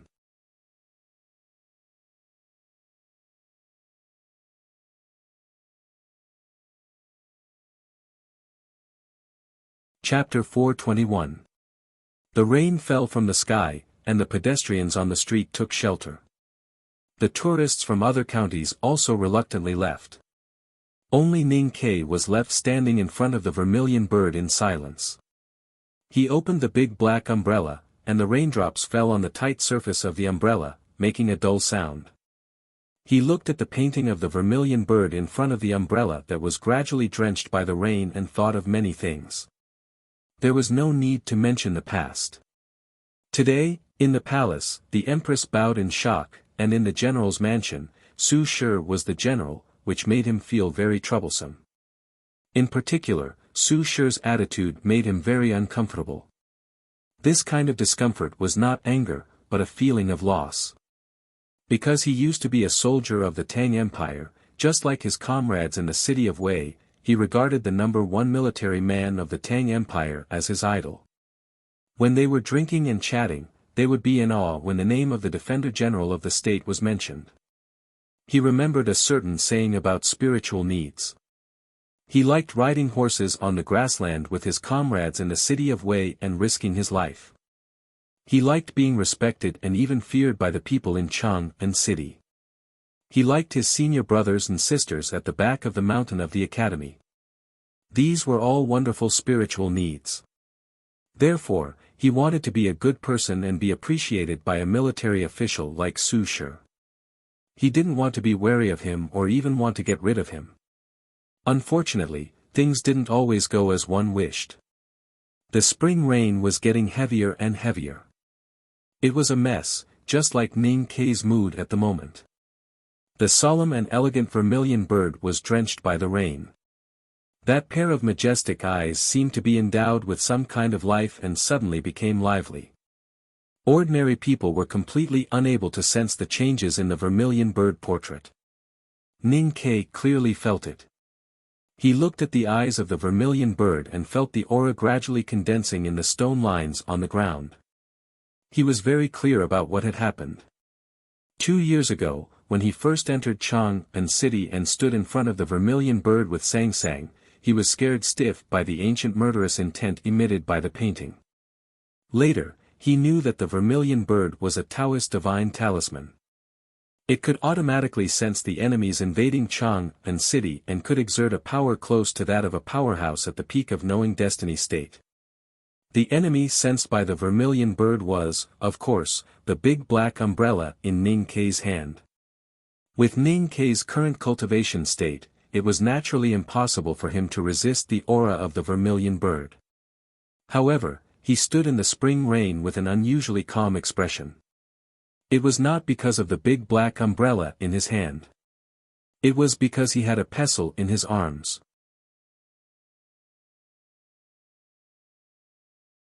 Ning Kei put his left hand into his bosom and held the array pestle wrapped in cloth. Looking at the vermilion bird painting in front of the umbrella, he said, "Now is not the same as before. Do you think I will still be scared out of my wits or become a quail in winter? I'm your master now. What can you do to me?" The owner of the divine talisman of Suzaku could not be self-proclaimed. It was passed down to him by Master Yen Sei, and then confirmed by the Emperor of the Tang Empire and finally confirmed by the pestle.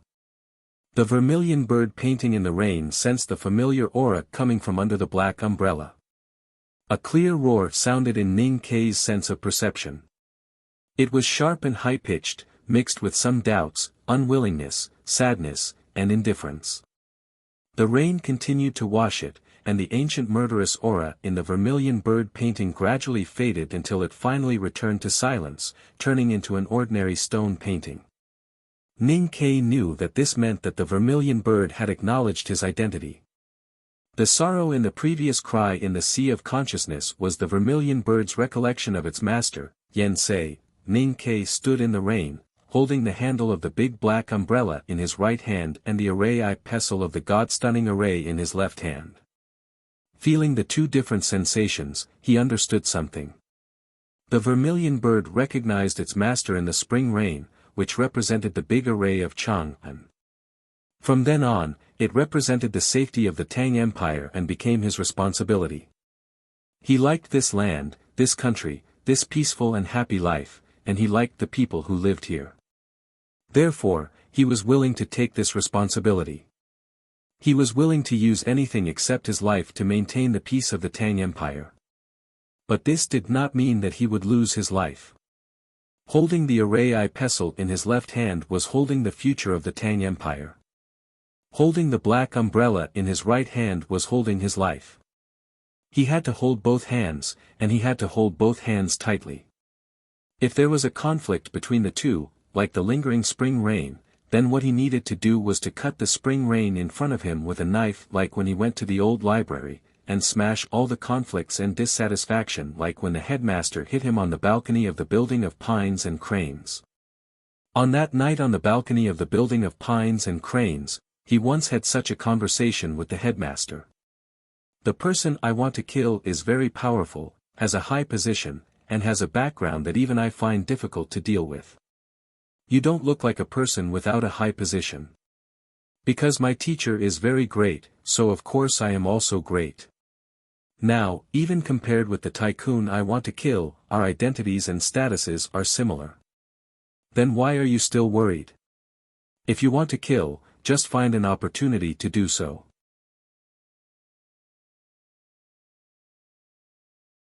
My teacher seems to be very willing to let us students be unreasonable. But in fact, he is very stubborn and very reasonable. He always says that the law of the Tang Empire is the first, and the law of the Tang Empire is the first. How can he be unreasonable? What does being unreasonable have to do with the law of the Tang Empire? Can't I kill people if I don't use crooked ways? At that time, Ning Ke thought that the person he was talking to was an ordinary tycoon in Chang'an. Now that he thought that these words came from his teacher, they naturally took on a new meaning. Can't I kill people if I don't use crooked ways? Can't I kill Xiahou if I don't use crooked ways? Ning Ke smiled, put the big black umbrella back on his back, and rushed into the curtain of spring rain. He went to the house of red sleeves and met with Mistress Jian. He told her about his conversation with the Empress in the palace. Before he left, he took a detour to the bathhouse, where he had killed the censor, Zhang Yiqi. Then he went to the small courtyard by the lake in South City. Walking through the green bamboo forest, he found that the small courtyard had changed owners after he killed Yan Suqing, the tea master. He went to the blacksmith workshop in East City, and walked to the door of the backyard, silently imagining the scene of the old Chen Zixian falling under his knife. I used to kill you for no reason. Now my identity and status are different. If I stop for the stability and prosperity in the future, won't it be a waste for you to die? The rain gradually lightened, and Ning Ke was ready to go back to the old brush pen shop, but stopped at the entrance of Lin 47th Street. He turned to Chunxi Road and entered a tea house. Su Shi had already guessed the connection between him and those murder cases. He might even have connected those murder cases to the massacre of the general's mansion. Even if he had not connected this matter yet, he would definitely start to protect some people that he wanted to kill. Besides General Xiahou, there were still people alive on the oil paper list left by Darky. If Ning Ke wanted to kill them, he had to race against time with the imperial court. Sitting on the second floor of the tea house, looking at the pitter-patter of rain outside the railing, he carefully thought about the steps and began to prepare after making sure that he would not cause too much trouble. He asked for a pen and paper from the shopkeeper, and after thinking for a while, he began to write a letter hastily, and then sealed it, ready to send the letter to the academy by carriage. At this moment, he suddenly saw a familiar figure. That person also saw him, and said in surprise, Ning Ke, why are you here? Ning Ke said mockingly, Chu Yuxian, you did not go to the academy again today.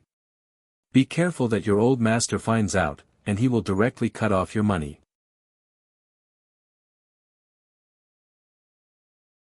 Ning Ke's current status was already very different from before, but Chu Yuxian was originally a generous and cheerful person, and had the usual mindset of the Tangs, not afraid of the rich and powerful. He came over happily and said, what's there to be afraid of? You can just write a section for me. Moreover, if you want to go to the House of Red Sleeves, with your current reputation, do you still need me to invite you? Of course, you should invite me. Chu Yuxian's eyes suddenly brightened, and he said, since you have nothing to do in the tea house, and you did not bring that little handmaiden with you, why don't we go to the House of Red Sleeves? Ning Ke shook his head and said, I have something to do today. Suddenly, he thought of something, and handed over the letter on the table, and asked, I have a letter to send to the back of the mountain of the academy, can I trouble you to go there? Chu Yuxian said bitterly, you know that I hate going to the academy the most. Ning Ke said, a section for writing. Zhongtang. Chu Yuxian said happily. Ning Ke laughed and scolded him, you wish. Chu Yuxian took the letter, and his eyes suddenly turned.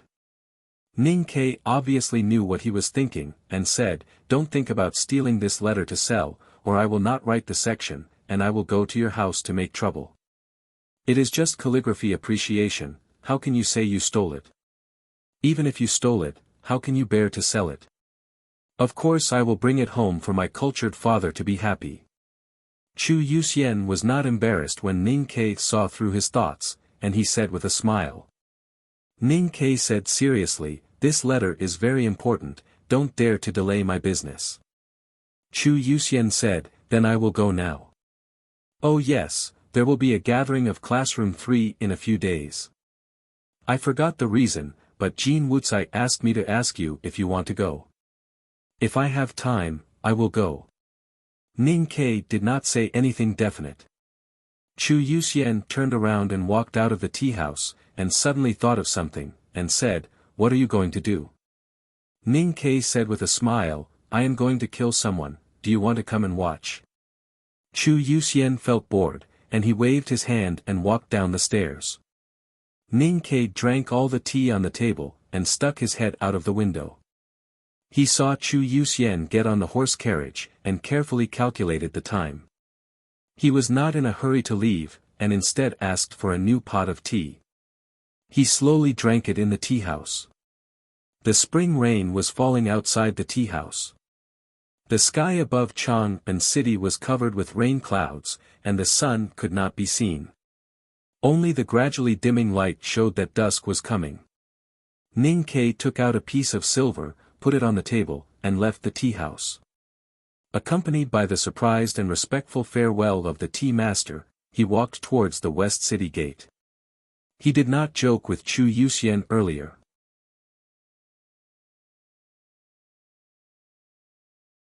He was really going to kill someone. I am very happy to say that I can't take it anymore. There will definitely not be such a thing tomorrow. To be continued. If you like this work, please come to Chidian.com to vote for me. Your support is my greatest motivation.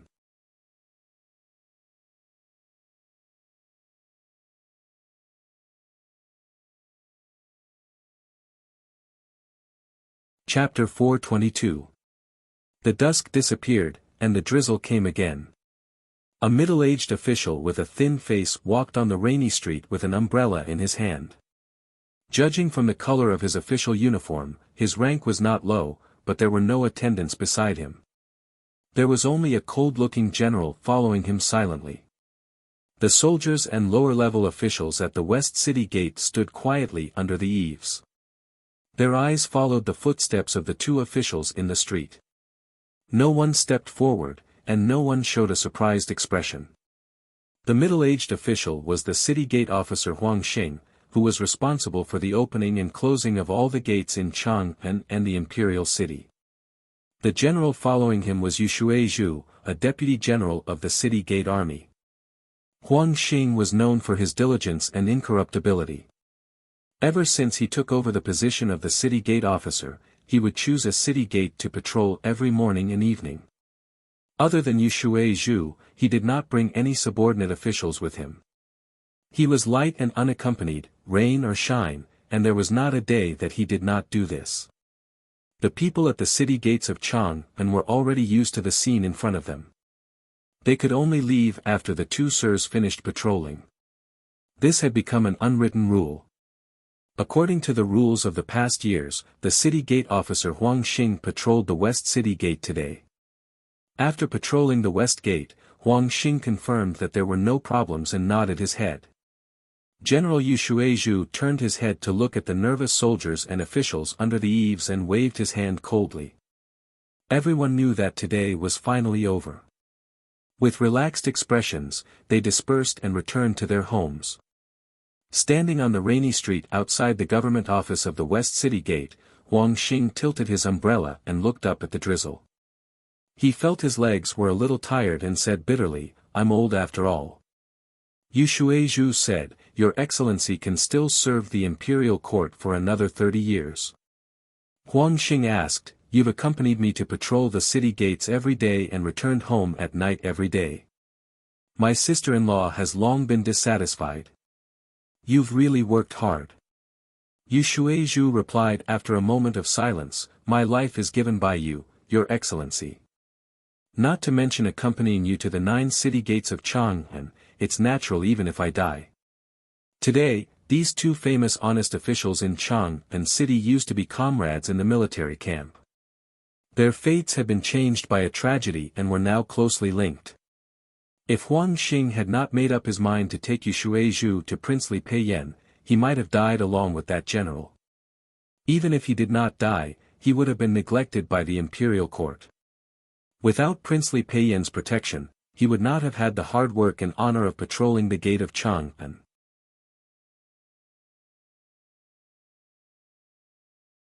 Unfortunately, they were still affected by that incident in the past. Although the two of them were diligent and incorruptible, they had reached the end of their official and military positions. It would be difficult for them to be promoted any further, but at least they had glory, splendor, and wealth. Huang Xing looked at the city of Chang'an in the drizzle. After a long silence, he suddenly said with emotion, "When we followed the general back to Chang'an, we seemed to have entered the west gate." Yu Shuizhu's expression turned solemn. Every day, when the two of them patrolled the city gates at dawn and dusk, they talked about the affairs of the manors and the interesting matters of the court. They also reminisced about their military careers, but they never mentioned that general. That was because the two of them did not want to remember the tragedy and the role they played in it. Maybe it was because of guilt, or maybe it was because of fear. Yu Shuizhu did not understand why His Excellency would suddenly feel this way today. He said in a low voice, according to the imperial court's rules, they should have entered the city from the east gate. Later, this incident was used as evidence. Huang Xing sighed and did not speak again. The rain was getting heavier in the twilight. The pedestrians had already returned home. The subordinate officials of the city gate department had probably returned to their warm manners. The soldiers on night duty were hiding at the city gate or in the duty room. The wet street was empty and quiet. Only the sound of the rain accompanied the two of them as they silently recalled the past. Two carriages were waiting silently at the two ends of the rainy street. They were sent by their manors. The stewards in the mansion had long been used to the rule of the adults and did not come to urge them. At this moment, footsteps suddenly sounded on the rainy street. The footsteps were very soft and stable. If one listened carefully, they could almost hear the subtle sound of boots stepping on puddles. It was a young man dressed in black with a black umbrella on his back. Strangely, the young man did not hold an umbrella. He let the rain fall on him. His clothes had long been soaked and the rain slid down a few strands of hair hanging down from his forehead. Huang Xing looked at the young man in black who was walking towards them and slowly raised his eyebrows. He only felt that the drenched young man in black was a little strange. He did not sense any dangerous aura and he did not think that anything would happen. That was because they were in Chang'an, a city with good security. They were at the heavily guarded West City Gate. Regardless of whether they were daring female soldiers or powerful cultivators, they would all become humble and calm in the face of the Tang Empire's majesty and powerful military power. Indeed, nothing happened.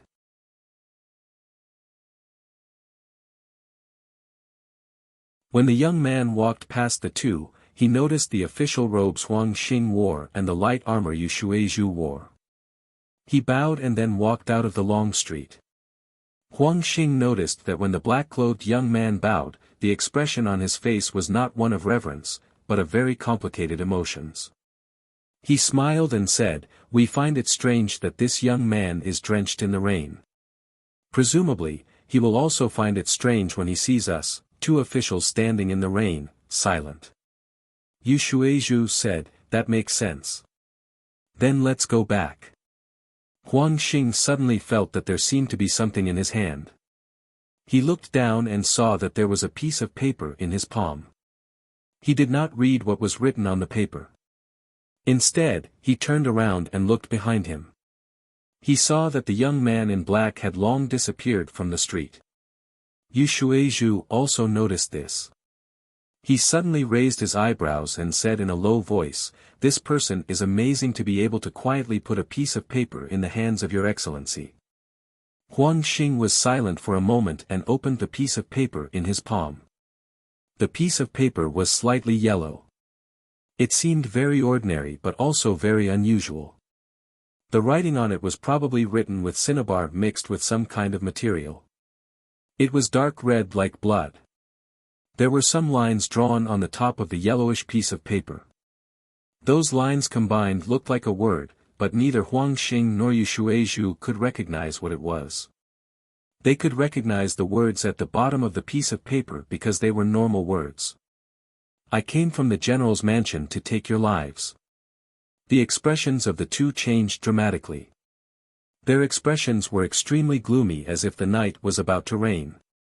Huang Xing's fingers holding the piece of paper trembled slightly. The words, General's Mansion, on the yellowish piece of paper evoked the deepest memories buried in their hearts. Those bloody memories had long been blurred. Today, Huang Xing suddenly sighed while looking at Chang'an City in the rain. It reminded them of something, and then this piece of paper brought all those memories back. The two were very clear that the general on the piece of paper referred not to the Defender General of the State Su Shi or the Defender General of the military Xia Ho, but Xianwei General Lin Guanyuan. Huang Xing sighed and said, "Just now I suddenly sighed." It was indeed a sign of something. Yu Shuizhu said solemnly, "I'll go to the prince's mansion." Huang Xing nodded. The two separated in the middle of the rainy street and walked to the horse carriage at the other end of the street with umbrellas in their hands. Their boots stepped on the puddles in the street, making splashing sounds. In the beginning, the rhythm of the sound was still very calm and steady. Then the footsteps on the rainy street became faster and more urgent.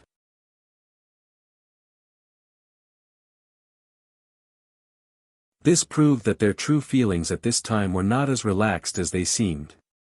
Yu Shuizhu walked quickly with the umbrella in his hands. The expression on his face became colder and more serious. The fear in his heart was replaced by anger. He just wanted to quickly report to His Highness that there were indeed fish that had escaped the net. The footsteps suddenly became slightly messy. His left foot stepped into a puddle, and the splashing sound became longer and more dull. Because he could no longer lift his foot. His foot fell into the puddle. It was as if there was an invisible, sharp thread on the street floor, cutting through the pants on his leg, cutting through his flesh, cutting through his bones, causing his feet to fall off. It wasn't a single invisible sharp thread, but countless invisible sharp threads. Yu Shuizhu's knee broke in the middle, and then his whole thigh. Then the light armor on his body was cut into countless pieces. He was cut into countless pieces of fresh meat. Like ripe fruits, they fell from the sky one after another and smashed into the rainwater, making pitter-patter sounds. Huang Xing held an oil paper umbrella and rushed to the horse carriage at the end of the street in the rain. The oil paper umbrella in his hand was very old, and his face was very pale. He did not want to die. Although his oil paper umbrella was very old, and the whole Chang'an City thought that he was very clean, in fact, he had taken a lot of money over the years. He wanted to live and enjoy everything that the money brought. Although it was hard to patrol the city gate every day, he actually enjoyed the fearful looks of his subordinates and the admiring looks of the people. He wanted to live and continue to enjoy all of this. He thought that he was a scenery in Chang'an City, and he wanted to live for a long time. At this moment, he heard splashing sounds behind him. The splashing sound of heavy pieces of meat falling into the puddles was different from the splashing sound of official boots stepping into the puddles. It was very clear in the sound of the falling rain. Huang Xing did not look back. He did not dare to look back. His hand holding the oil paper umbrella began to tremble. Looking at the horse carriage not far away and the steward bowing respectfully by the side of the carriage, his pale face revealed a look of despair. The yellowish note in his hand had been soaked by the rain and sweat. Suddenly, a bright flame spurted out from his hand. Another wisp of flame spewed out from his official robe. Another wisp of flame shot out from the wrinkles on his face, which already showed that he was old. Countless flames spurted out from the deepest part of his body, instantly melting his hair, eyebrows, eyelashes, skin, fat, muscles, and bones, burning everything. The long street in the rainy night was dark and wet. The man under the umbrella was burning.